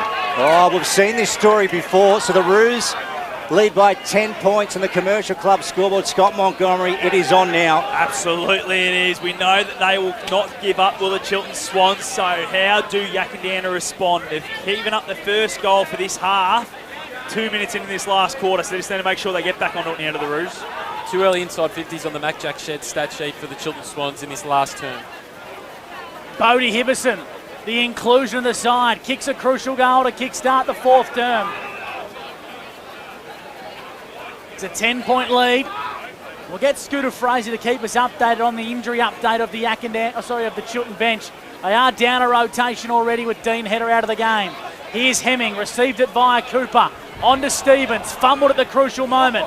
Got himself in a bit of space. Kicks long, but the mark's being chopped out by Casey George. Scooter for Ready Group Equipment Sales. We're starting to feel the breeze up here in the box. What's it like at ground level? Yeah, it's got a bit harder going towards the goals at the road end, boys. Huey Jarrett, short ball, picks out Glass, left of the centre, and goes with a long one inside 50. Donaghy, good fist over the top from Garside. Mackenzie after it, left foot, snaps it around and hits the behind post. So it's out to bounds on the full here at the Gap Road ends. One thing we know Chiltern won't do, they won't panic. They know they've got plenty of time. Yackandandah just need to make sure they still set up defensively, do everything right, and they don't panic if Chiltern get a bit of a run on as well. Mason to Dylan Van Claveren. Yackandandah up by 10 points here. The Commercial Club scoreboard final term. We've gone 4 minutes for Jappo. Dongs, wide ball. Out to bounds on the full. Is that about the fifth time it's gone out of bounds on the full in that exact spot, Monty? There's been a few, hasn't there? I think that breeze is heading straight to that pocket, and that's about it. So George is going to get called to come back onto his line. I think he started inside the field of play, so correct call from the umpire there. Casey George going to inject Yackandandah inside 50. No! Scott Montgomery, Aubrey MG. Petrala just played a shepherd. It was a perfectly good shepherd, nothing high, nothing about it. And the umpire's gone and given away a free kick, and I don't know what for. Well, you can hear the Yackandandah supporters. They don't rate it, nor do we in the commentary box. Long down the line, Gleeson flew high for the Swans. Now it comes the way of McIntosh for the Roos. A mongrel worm-burning punt up to the centre-half forward position. Garside fed it out the back. Snap across the body from Exton. Needs a good bounce. And the breeze just carried it from the starting on the right-hand goalpost, Scooter, and just kept taking it across the face for a minor score. Yeah, a bit like Bailey Glasses earlier in the day, boys. The breeze is playing a little bit of havoc at the moment. Yeah, every point crucial here. Lappin takes the mark. 35 out, Gap Road end. Here he is, Finn. Now, what's he going to do with this? Very short. Gets Hemming. Here's Mitch. Another short ball. They work it to Gray on the arc of the 50. Gap Road end. Gets it out the side to Ash Van Claveren, and he goes right down to centre wing on the far side. Well done. Jimmy Lawson to McIntosh. 51 plays 40. 11-point lead to the Roos here. Thanks to the Commercial Club final term. Big contest in the middle. Here they come through. Ben Jones of Swans tries to hook it. Gets it to Vandermeer. Out the side to Anderson. Chris Anderson on the boot. got taken down as he got his kick away, fisted out of bounds by Houston at the Pony Club end, and we'll have a ball in. Boys, Nick Stevens hasn't moved in the middle of the ground. Looks like his knee may have hyperextended in that collision that they had there when he went to spoil the ball. He has not moved. He doesn't look like he's in a good way. Well, if he has to come off and can't get back out there, they've got no bench left at Chiltern, as the umpire stopped play because he is down. So you just see the way the ball stopped in the air too when they went inside 50, then Chiltern from Anderson. Normally he'd make that distance from 40 metres, but just held up in that breeze. So it's definitely picked up heading the Gap Road end, which is Yackandandah's way. Certainly swirling around. Was cross boundary side to you, Scooter. He doesn't look to be in a great way in the centre of the ground. He's just getting to his feet now, but yeah, he'll be carried off by the look of it, boys. So it looks to be, well, it's either a knee or an ankle, one of the two. Knee. And this is gonna really test Chiltern's depth, Scoot, isn't it? Obviously, this will be, they've got no rotations left. Yeah, that's right. Mitch McLean hasn't come back out from the change rooms. Dean Hedder's there he's actually doing his laces up, so he may be looking to be an extra. But yeah, Dylan Van Clavin will come on for Nick Stevens as he comes off. He's in a fair bit of pain too, They boys. could probably start the game again now, can't they? No, He's up off the ground. They might wait to get him literally off the ground. Yeah. You don't like seeing injuries at any stage, especially not in the grand final. So Van Claver and Dylan will come onto the ground. Let's add about, I reckon, 90 seconds onto this clock here. And we'll bring the ball back into play. 15 metres out from Chiltern goal. Gleeson in the ruck against Leach. Coming through is Doolan. Got the handball away in the nick of time. Cooper hacks the ball forward. It pinballs around 25 out from goal. Hemming played for the free kick and got it. He milked it beautifully. And it's going to be a free kick to Chiltern. 25 metres out directly in front. Yeah, really well done there from Mitch Hemming. Went and got the footy, but then as the tackle got him around the arm, just lifted the arm and got the free kick for too high. And he really earned that one as it did get a little bit high, but he needs to go back and put this one through into a very, very strong breeze. This to bring the margin back to under a kick in the grand final.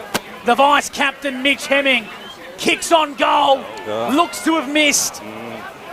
To the right-hand side for a minor score. Margin's back to 10 points. Thanks to Commercial Club. 51 plays, 41. Hemming has their shoulder. Hemming's shoulder retaped and back out on the bench, boys. McLean.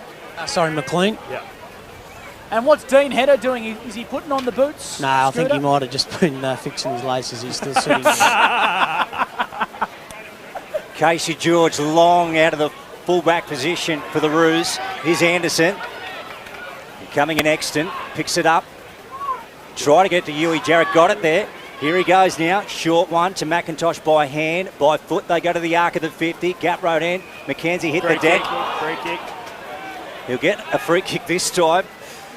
McKenzie. That's probably the leveller from the Betrayal one before, boys, I reckon. Yeah, I think so. And the one that McKenzie got before. Sam, 55 out. Now, they're kicking towards the Gap Road end. At the moment, they've got a 10-point lead. Now, he surely couldn't kick this, Scott Montgomery, could he? Oh, the breeze is sort of coming across him, so we'd have to aim it very far right, I reckon, if there's any chance. It'd be a super goal. Here he goes, McKenzie, no. The left, will it score it all? No. Out of bounds. Now, I want to say, Scott Montgomery, Nick Stevens was such an important player in the final term of the grand final last year for Chiltern. Absolutely he was. He was fantastic, and he's been pretty big in this whole final series too, I feel, for the Swans. And he's still up on his feet. He looks like he's going to get his knees strapped and he's going to be right to go. Yackandandah by 10. Leach out of the ruck. Smothered. Lawson on Van Claveren applies a big tackle. Ball is spilt out. Kyle Cooper at the bottom of the pack. Umpire calls for a stoppage. We'll ball it up. Yackandandah 7-9-51. Chiltern 6-5-41. The X-Ray Group final term of the TDFL Grand Final. Leach flew high. Won the contest. Hood's kick was smothered off the boot. Yackandandah under the pump, Van Claveren. Did he get rid of that illegally? Umpire said no. Now's an opportunity for the Yackandandah Roos. Ferrugia, top of the goal square, Donaghy just tracking it back. Couldn't quite get it in the breadbasket. And it's out of bounds for a boundary throw-in, 25 from Yak goal. What do you got for us, Freaky? Thanks to Mac Jack. Yeah, well, Yak have only had the 3 inside 50s in this last term, but they've had about the ball inside their forward 50 for the last minute or two in this game. Gee, the wind getting up again. Ball 30 out, Gap Road end. Curtis in a struggle with O'Connell. Umpire to take possession. Mitch McLean just came back onto the ground too, boys. 10-point lead to Yak on the Commercial Club scoreboard. Let's have a look. Leach snavels it out of the ruck. O'Connell partially smothered. Gray, wide hand pass, one of a chalk, and gets it. Umpire will throw it in. I think Jack Gray's been really good today for Chiltern. He's been really good under the high balls and he's taken a few intercept marks. And I just feel he's probably nearly been their calmest player back there, which is normally been their strength in the Chiltern back six. But I feel Jack's been one that's really stood up today. And this is where Yackandandah's forwards are starting to be really good. Repeat stoppage, and try and lock it down. Right on cue, they let that one slip as Anderson kicks long down the line. Big contest forms. Nice work by Houston. Throws it on the right boot in the middle of the ground. Big contest forms. Good mark by Petrala. There's a man down for Yackandandah. We'll keep an eye on that as the ball goes inside 50. And Mackenzie marks 40 metres out directly in front. I reckon it's Ray Ferrugia who was down behind play, Scooter. Yeah, a bit of a knock to the shoulder in that contest. It looked like, I think it was Hamish McInnes came over the top, so...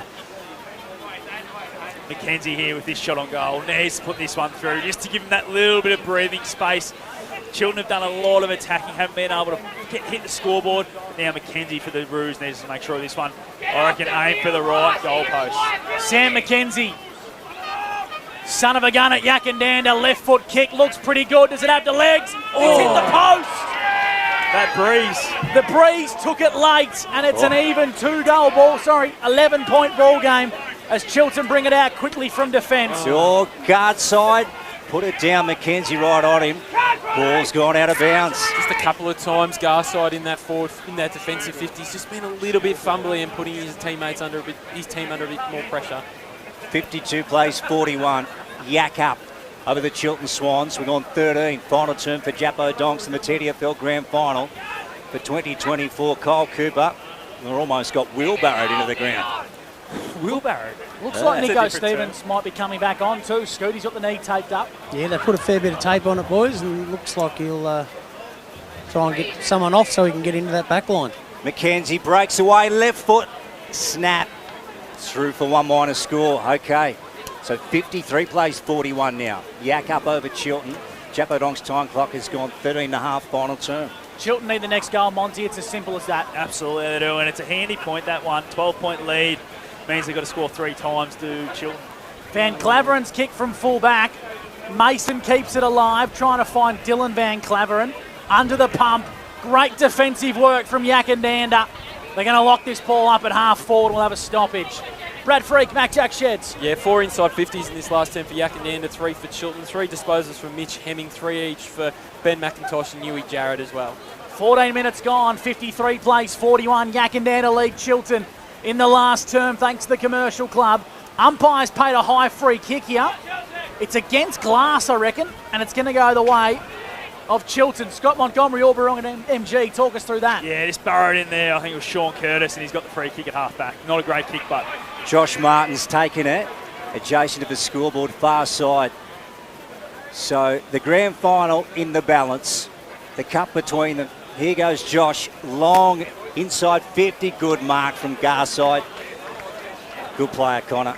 He holds up again, and he wants to come out broadcast side. Oh, he just balked a little. Now he goes up the corridor. This is really dangerous.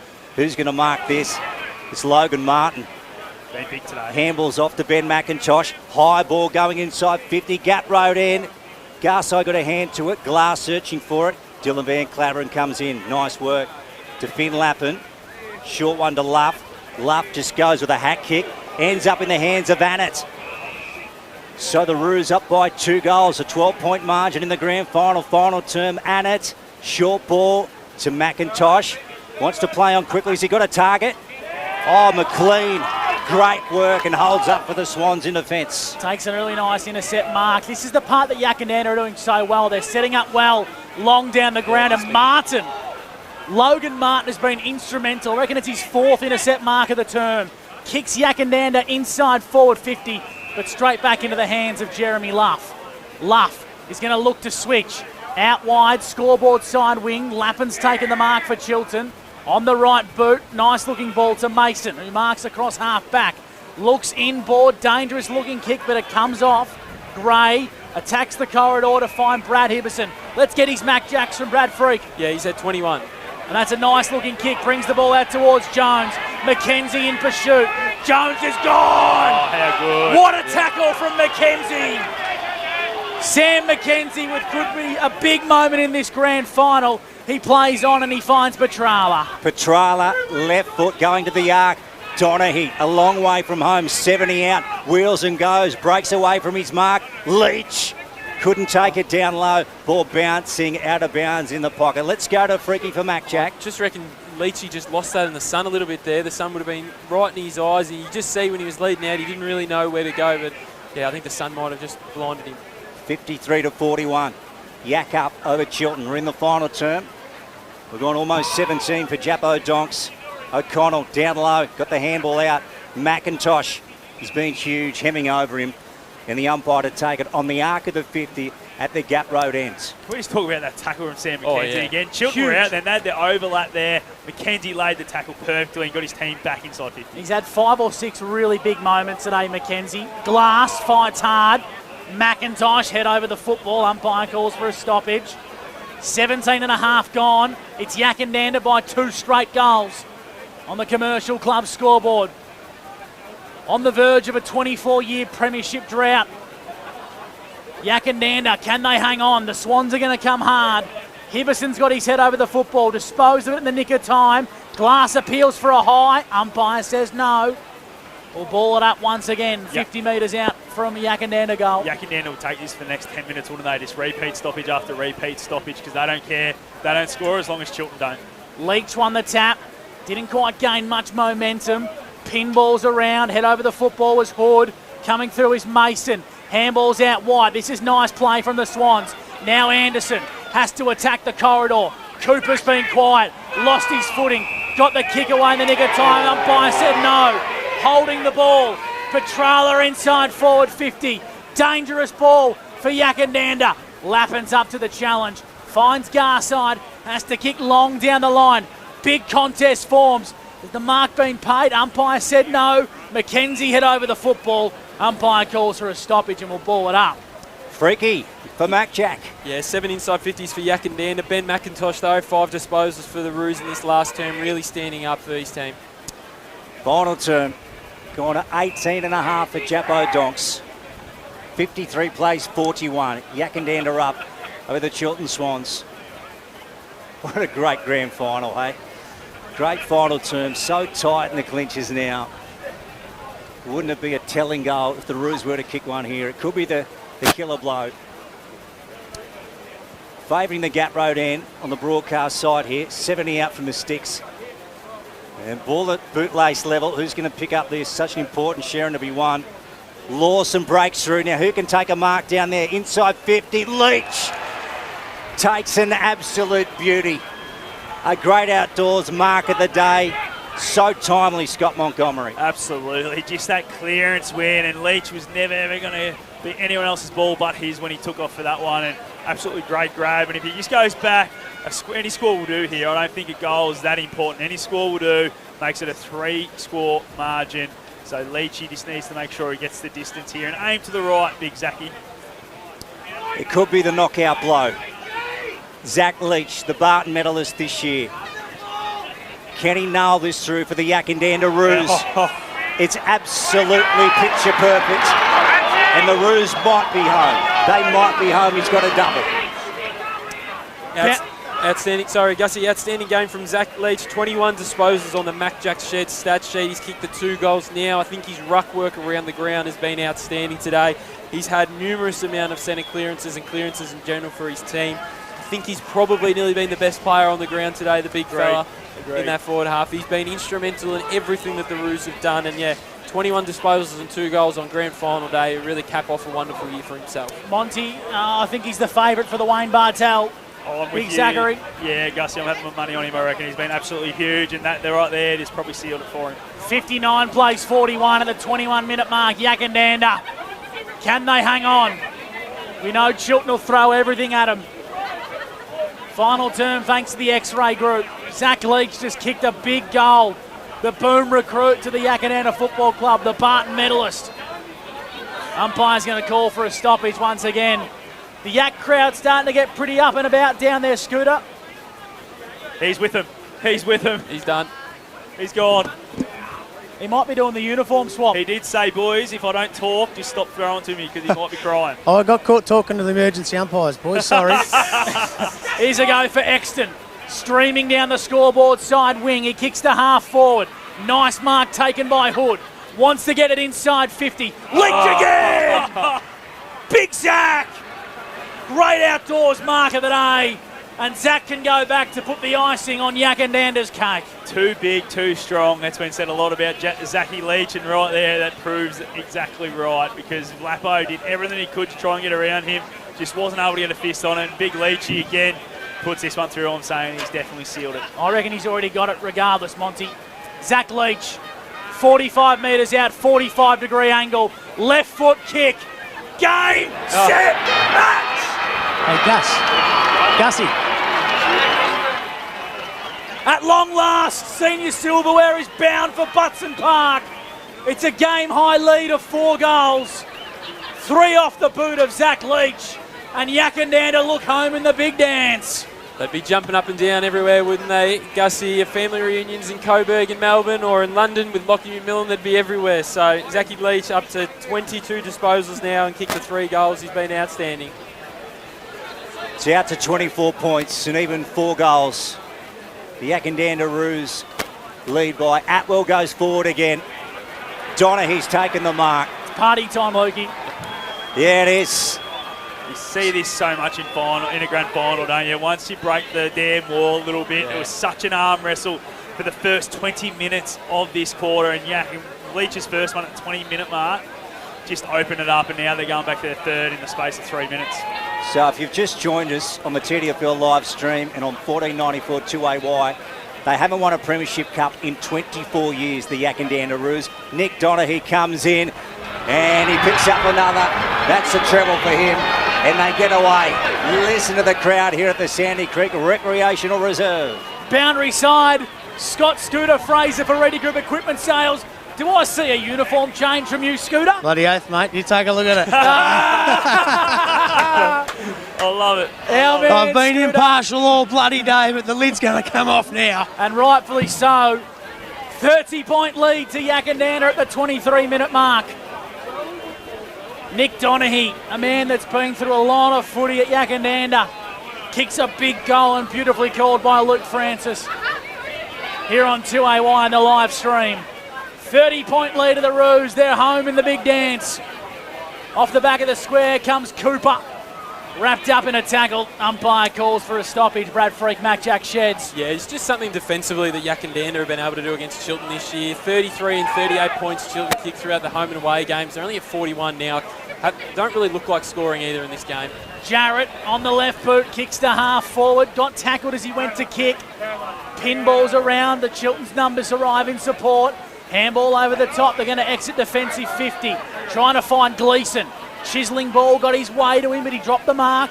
Van Cleveren left it behind. On top of the football is Huey Jarrett. He's played a pretty big game of football, Huey. First quarter was unreal, wasn't it? I thought he really set him up around the footy early. But just the whole back six as well for Chiltern. They have not given up at all today. They only allowed the 11 scores for Chiltern, which is unheard of, really. So the Roos are going to get their paws on the cup. Gee, what a win it's going to be. Stick with us. This joint is going to go absolutely troppo. It's siren time. Scotty, a bit of a scuffle here. Bit of a scuffle, just, yeah. Yeah, Bailey Glass actually tackled the Chiltern player. I didn't see who it was. I think it's Mitch Hemming, was it? Yeah, into the ground after he'd crossed the line. So, obviously, Chiltern players remonstrating with him. So wherever you're tuned in to the TDFL live stream around the country, wait for the siren here. It's just going to be one heck of a scene. They'll storm the ground, the Yak supporters, as we've got a ball up on centre wing on the broadcast side. Yackandandah up 71-41 over the Chiltern Swans. They certainly will. Scott Montgomery, Aubrey Donga, MG. Yeah, free kick there. Jimmy O'Connell just thought he'd try to kill some time and jump on the footy and dragged it in, and great decision holding the ball. McLean marks. Been gallant today is McLean, the late inclusion. Switches the ball dangerously. Yackandandah have numbers. Well done, handballing over the top. That was clever from the captain in McIntosh. Gray for the Chiltern Swans. Just kicks out wide. Van Cleveren marks. He's going to kick up to half forward. Bolton, been a really good addition today for the Chiltern Swans, but haven't been able to get the most out of him. Kicks inside 50. And the mark's been taken by Curtis. A little bit too far out, I feel. Chips the ball into the pocket, and the mark's been taken. Hibberson. Yeah, right This on is his Brad. range. Yeah, Brad Hibberson right on his range, I feel, kicking into the breeze. Just trying to get back nice and quick to give him a bit of a chance, but yeah, I think it's all for no effort. 26 minutes gone. Hibberson comes in, kicks the goal, but it might be too little too late. He kicks his second. Margins back to 24 points. He's tried really hard today, Brad Hibberson, the coach at Chiltern. He's up to 23 disposals and the 2 goals himself. Really can hold his head high for really putting in a really strong performance. His first half especially had 16 disposals at halftime. He's been a bit quieter in the second half, but I think as a whole he's been a really, really good player. One of Chiltern's best players today. The Yackandandah Roos, the best team all year, 16-2 in their home and away season. The minor premiers, they won their first final to get through to the big one, and right now they lead in the grand final 71-47.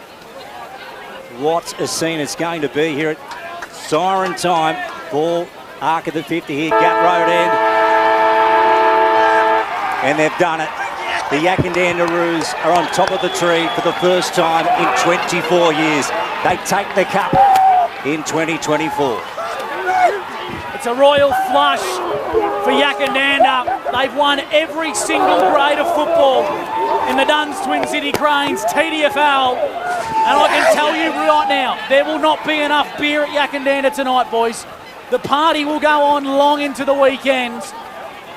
Their last grand final win was in 2000 against Barnawatha. A 24-year premiership drought has been broken. Jubilation for Yackandandah and heartbreak for Chiltern. Boundary side are delighted and over the moon. Scott Scooter Fraser. He's speechless. Right, we know how much this means to you, brother. Get amongst the action. He'll pluck out a few interviews. There'll be tears. There'll be Scooter, jubilation. Now, how good is that for Yackandandah? They've worked so hard over the last 3 years, I feel, get themselves in this position, and them to win every grade of football today is absolutely unbelievable. Not too many clubs in Australia can say they've been able to do that. 5 grades of football. 6 premierships are going to Yackandandah tonight. 5 football premierships, a netball premiership, and it'll be one hell of a party. They got more flags than a used car yard. The Yackandandah Roos tonight. And you have to tip your hat to Chiltern. What a brave performance from them. They come a long way. They won back-to-back flags. They just come up against a rampaging Yackandandah outfit today. Scooter Fraser, I tell you what, he is well and truly amongst the action in there. Soaking up all the atmosphere. It's an absolute party atmosphere as the Yackandandah boys are amongst it.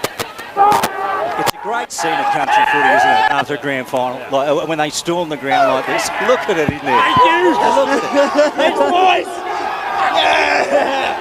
Absolute fantastic scenes as a 24-year premiership drought is broken at Yackandandah.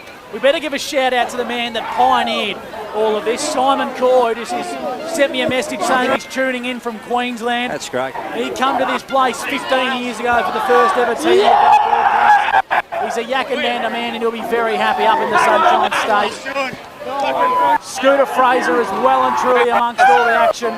I think he's getting hugs as opposed to radio I reckon interviews. he's giving hugs. He's giving a hugs. lot of hugs. He's giving hugs. We'll try and get Scoot to drag someone away from the pack and give us a bit of a chat. Good luck, I reckon. Scoot might interview himself. Well, he tried to do that before and he was brought to tears. One thing you can hear is how much it means to this Yackandandah Football Club. They are absolutely dubious amongst themselves. They kind of got labelled as chokers the last couple of years, didn't they? They had really good seasons and then weren't able to quite win a final in a way they probably should have. So I think they got labelled with probably something they didn't like. And this year they've come out and really proven everyone wrong with 18-game winning streak now. So it's a massive effort from round 2 to now to not lose a game. Remarkable. The Chiltern Swans will be pretty flat and pretty deflated. They got struck with the injury stick early on in the game. They were down rotations. They were gallant and brave. But nonetheless, they had a big, big crack. our man Scooter Fraser is well and truly amongst the action, Bradley, but we're struggling to get a hold of him. I don't think you're going to get him for another 5 minutes or so, Gussie. He's, as you say, well and truly enjoying himself down there as he should. Well, someone just lifted up Zach Leach, and I'm tipping it was more than one person to get him up on their shoulders. That's a big effort. Remarkable game of football. I do feel the best team on the day won, Lukey. Absolutely, Gussie. The final score here, the Yackandandah Roos, they got up this afternoon to take out the cup. 10-11-71 to the Chiltern Swans, 7-5-47. 71-47, the final score, Yak won over Chiltern. So what another great grand final we've had here at the Sandy Creek Recreation Reserve. It's just got a reputation of throwing up great deciders. There's the cup on the back of the tray truck where they hold the presentation, gleaming in the sun, and it belongs to the Yackandandah Roos in 2024, hey? Still plenty to celebrate for Chiltern, of course. They claimed their first A-grade netball premiership in the TDNA, their first grand final win in 40 years. 4 decades, that's amazing, isn't it? Absolutely, and a very new-look Chiltern outfit led by a couple of familiar faces. We can still hear Scooter amongst the action in there. He's well and truly amongst the people. He might never come out, I Gussie. don't think we'll ever get him back. No, I think he's gone forever. It's like a black hole, but it's blue. But here comes the song. Everyone get a jump on. Well, we're going to hear this. This is going to be great radio. You can hear what this means in the little old town of Yickety Yak.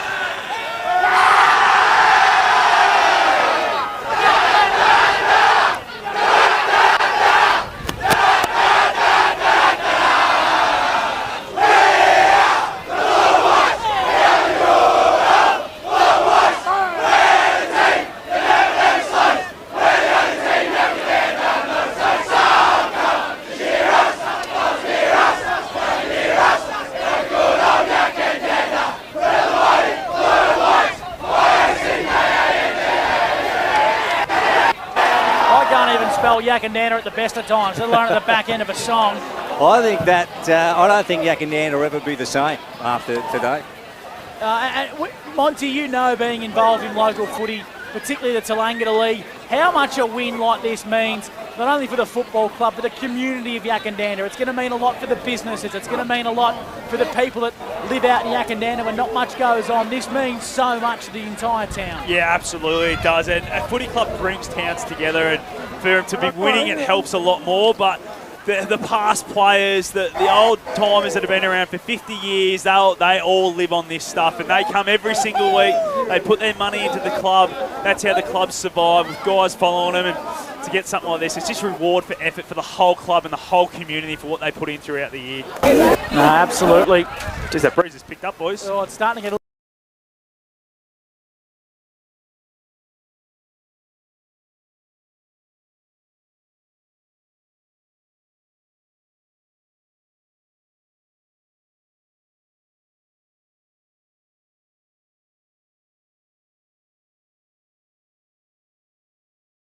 7-5-47.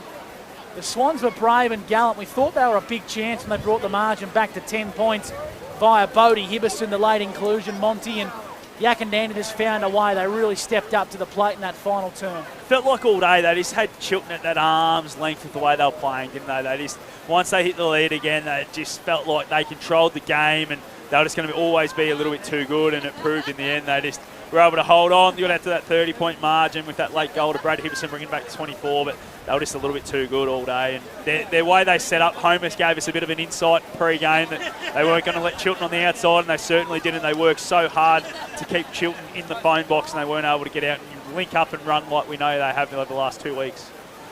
Tip for the Wayne Bartel medal. I don't think we got a card this year, did we? No, we didn't get one this year. Obviously, ours was a little bit off last year. Yes, so maybe. 3 goals. And an abundance of clearances and ruck hit out, so I think he's the man. Oh, it has to be. Good. I went with Leachy, so I'm happy with that. Oh, you? Early payout. Yeah. Yeah, I think that's the first one I've tipped Scott in about... Oh, we're not good tipsters, that's for sure. No, that's it. I'm 0-5 from finals this year, so shows you how well I'm going. We'll wait for our man Scooter Fraser to get amongst the action here, because he's just amongst the people really soaking up the atmosphere. For those that are unaware, Scooter's he's a premiership player at Yackandandah. He's a sponsor of the football club, and He is Mr. Tallangatta League serving on the board, but Yackandandah is his home, and to see and witness his beloved Roos get a win is something quite special, and he did a fantastic job. I reckon we might have Scooter. There you spotted me, mate. I can't see you, mate, but I can hear you. I thought I had broken earphones and the microphone was gone, but I found it. I'm with Justin Maybury, Premiership coach, mate. Yeah, there's two of us. We're pretty happy, to be honest with you. There's a lot of work's gone into this throughout the club, not just with this group of players, but through the last, I don't know, probably 15 years. There's so much work goes into it, as everyone knows. They get to this stage, so I'm just bloody stoked for the club. Round 2, second loss. What happened internally from there? I know one coach who was starting to second guess his game plan, that's for sure. But to be quite honest with you, we had a little bit of a turnover. There was a lot of kids come up from the twos, and they were just trying to find their spot. And we just backed them. We said, boys, don't worry about it. We're just going to back you no matter what you do. So I think that's all it was, just confidence. Well, there's a whole community that thanks all of you. So well done, mate. Congratulations. Cheers, mate. Justin Maybury with Scooter Fraser. Hey, Scoot, we'll just get across to you once again, if you can hear us, mate. What is the atmosphere like down there amongst all the people? It must mean so much to so many people. Gavin Rendell stitched us up here. He started talking to Scoot. We're trying to interview him.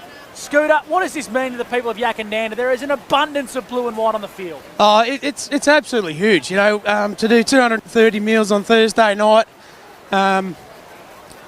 Sorry, hugs everywhere. Yeah, we got to get the presentations going, boys, and they've actually asked me to do it, so I might take that opportunity if you don't mind. Get up there. Go for it, Scoot. Get the microphone taped up, Scoot, and get amongst it. We'll turn him off for a second. That's raw passion, isn't it, Monty? Isn't it? How good is it? And that just shows, like, as we're talking about the community, we know Scooter's a big part of the Tallangatta League community, but he's definitely part of the Yackandandah community, and he puts so much into it, and he's absolutely unbelievable. So I think Scoot's gone to get the duct tape.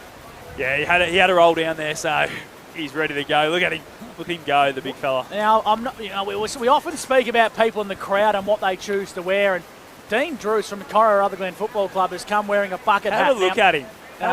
Not much sun to protect Big Drewsty's head today, but nonetheless, he has got a bit of a Devon patch going on the back too. Oh, you said it. You said it, not me. Oh, I'll let you know about it too. And there is a bit of rain starting to fall here. We might be doing this back end of the broadcast. Look at the rainbow out the back of the Twin City Cranes.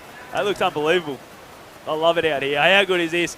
People are running for cover, but the Yackandandah people won't be, that's for sure. So Scooter Fraser's is going to link up the microphones here as the weather starts to set in at Sandy Creek. We thank Mother Nature for holding fire for the game, but we might be doing the post-game show with the box closed here at Yak. Everyone's making a dash for it, Gussie. Look at the Swans players staying out there for the presentation. And rightfully so. Right thing we'll cross to Jared Stevenson for the kickstart of the presentation. Hand over to roaming Scooter for the presentation. So the Chiltern Swans players being brave and gallant and sticking out there to be a part of the presentation. Scoot needs a team sheet here, Gussie. He hasn't got one. He's asking for a team sheet for the Yak players. I don't reckon he needs one. I reckon he'd know them all by heart, wouldn't he? He's got to scramble for one. Disappointing that the crowd's sort of making their way off the ground because of this wind and weather, but nonetheless, we'll stick with it here on the live stream. The presentation of the 2024 Duns Twin City Cranes Premiership Cup.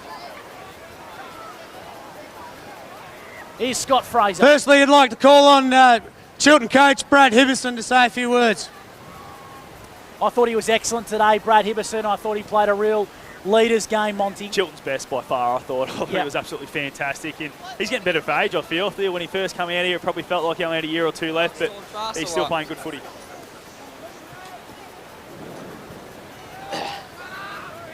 Hardest thing in football to do, I reckon, this one. Yeah, righto, guys. I'll be short and sweet. Obviously, don't want to be standing out in the cold. To Yackandandah, what a day for you guys. Winning all 5.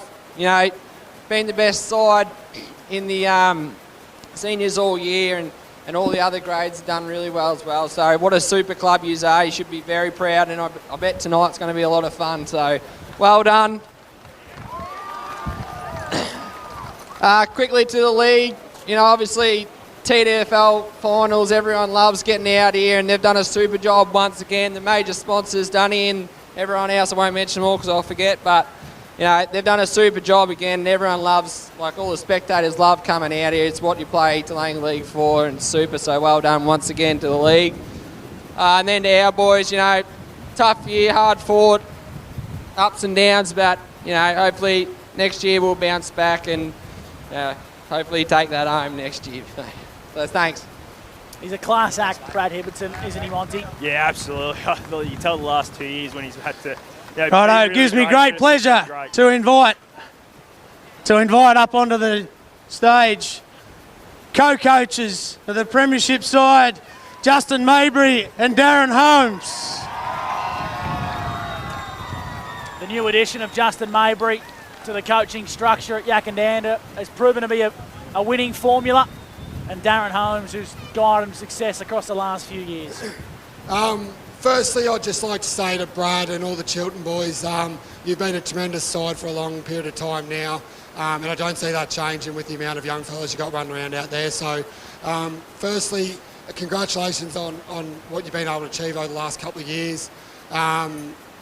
Fortunately for us, we've been able to pip you today, but to our group, we started this out a few years back, and we just said to you, just stick with us, and we're finally at a point where we're not selling a dream anymore, we're selling what we've got. So I have so much appreciation for this group of blokes, seniors, reserves. Further than that, the sponsors that make it happen, not only out here, but in all these community clubs. Without them, we don't get to run around and have a kick. And also the volunteers, there's so many at each club.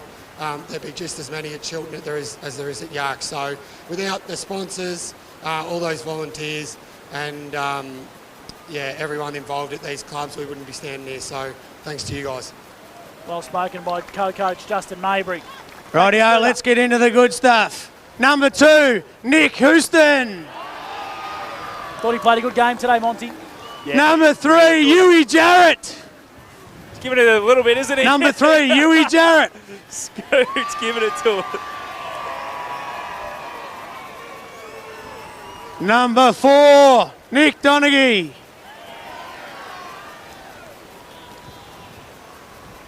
Number 5, the captain, Ben McIntosh.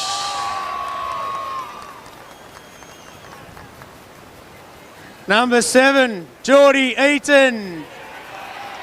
Thought he was huge today. Agree. Number 8, Hamish McInnes. Number 16, Bailey Annett. Number 18, Ethan Roach.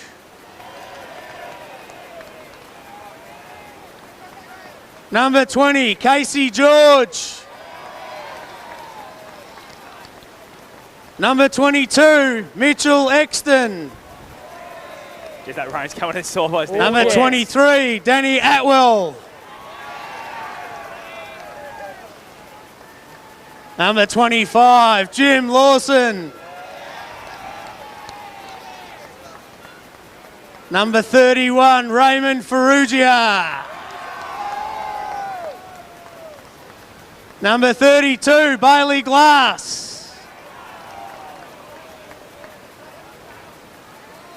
Number 35, Samuel McKenzie. Number 41, Logan Martin. Number 43, Judah Hood.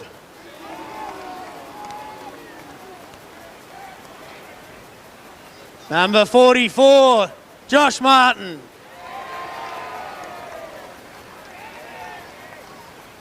Number 49, James O'Connell.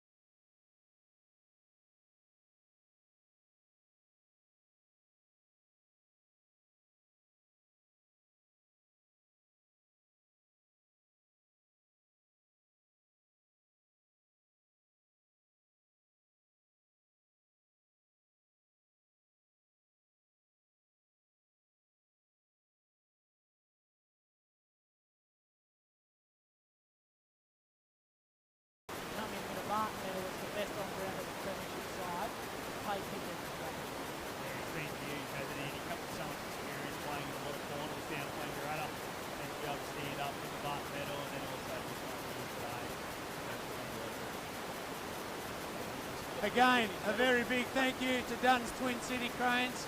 John and Mel and the girls, we thank you very much. Your support is greatly appreciated. Boys, Benny, do you want to come forward? John and the girls, if you want to present the cup.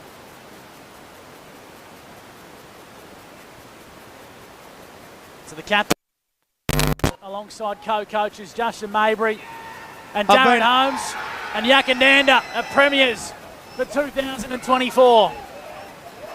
We'll take a break here and we'll soak up the Yackandandah atmosphere on the other side of the break. Yackandandah 10-11-71 over Chiltern 7-5-47. The Roos are premiers here on the TDFL finals. For Mark Spraybarn and NZ Aubrey, we won't miss a thing. We'll help you get the job done, we'll make your job a smooth one. Dunn's Twin City Cranes. For your semis, riggers, spotters, cranes. Safety is our second name. You're looking pretty with Dunn's Twin City. No job's out of reach. Rig it, lift it, move it, shift it. No fuss, talk to us. We'll help you get the job done, we'll make your job a smooth one. Dunn's Twin City Cranes. Are you ready for harvest? Have your harvest needs covered with Intersales. Intersales have been supporting Riverina farmers for more than 45 years, offering an impressive selection of quality new and second-hand headers and tractors. Intersales stock a complete range of spare parts, and to keep your harvest moving, offer an after-hours call-out service right across the Riverina. Contact your local Intersales branch in Wagga Wagga, Temora, Griffith or Wodonga.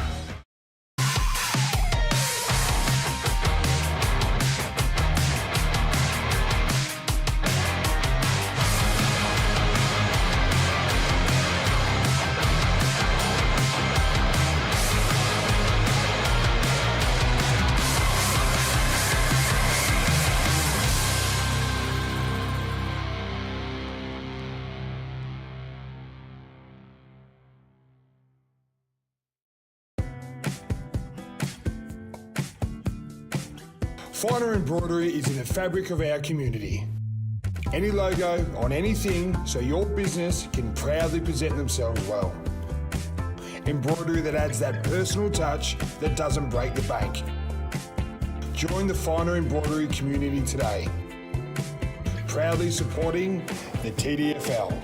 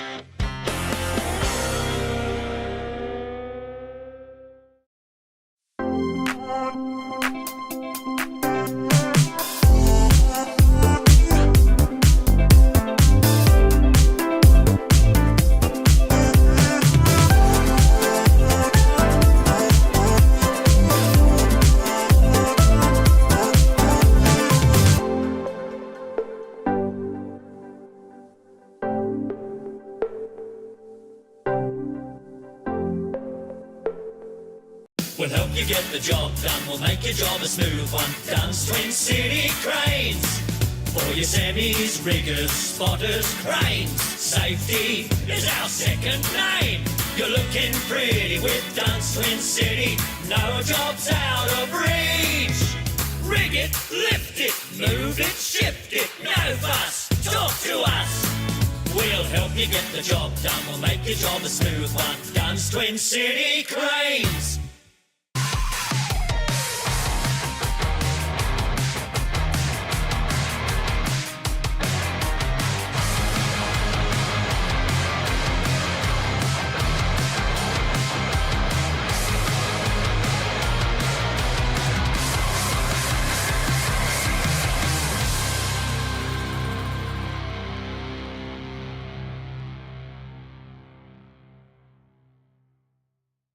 offering an impressive selection of quality new and second-hand headers and tractors. Intersales stock a complete range of spare parts. And to keep your harvest moving, offer an after-hours call-out service right across the Riverina. Contact your local Intersales branch in Wagga Wagga, Temora, Griffith or Wodonga.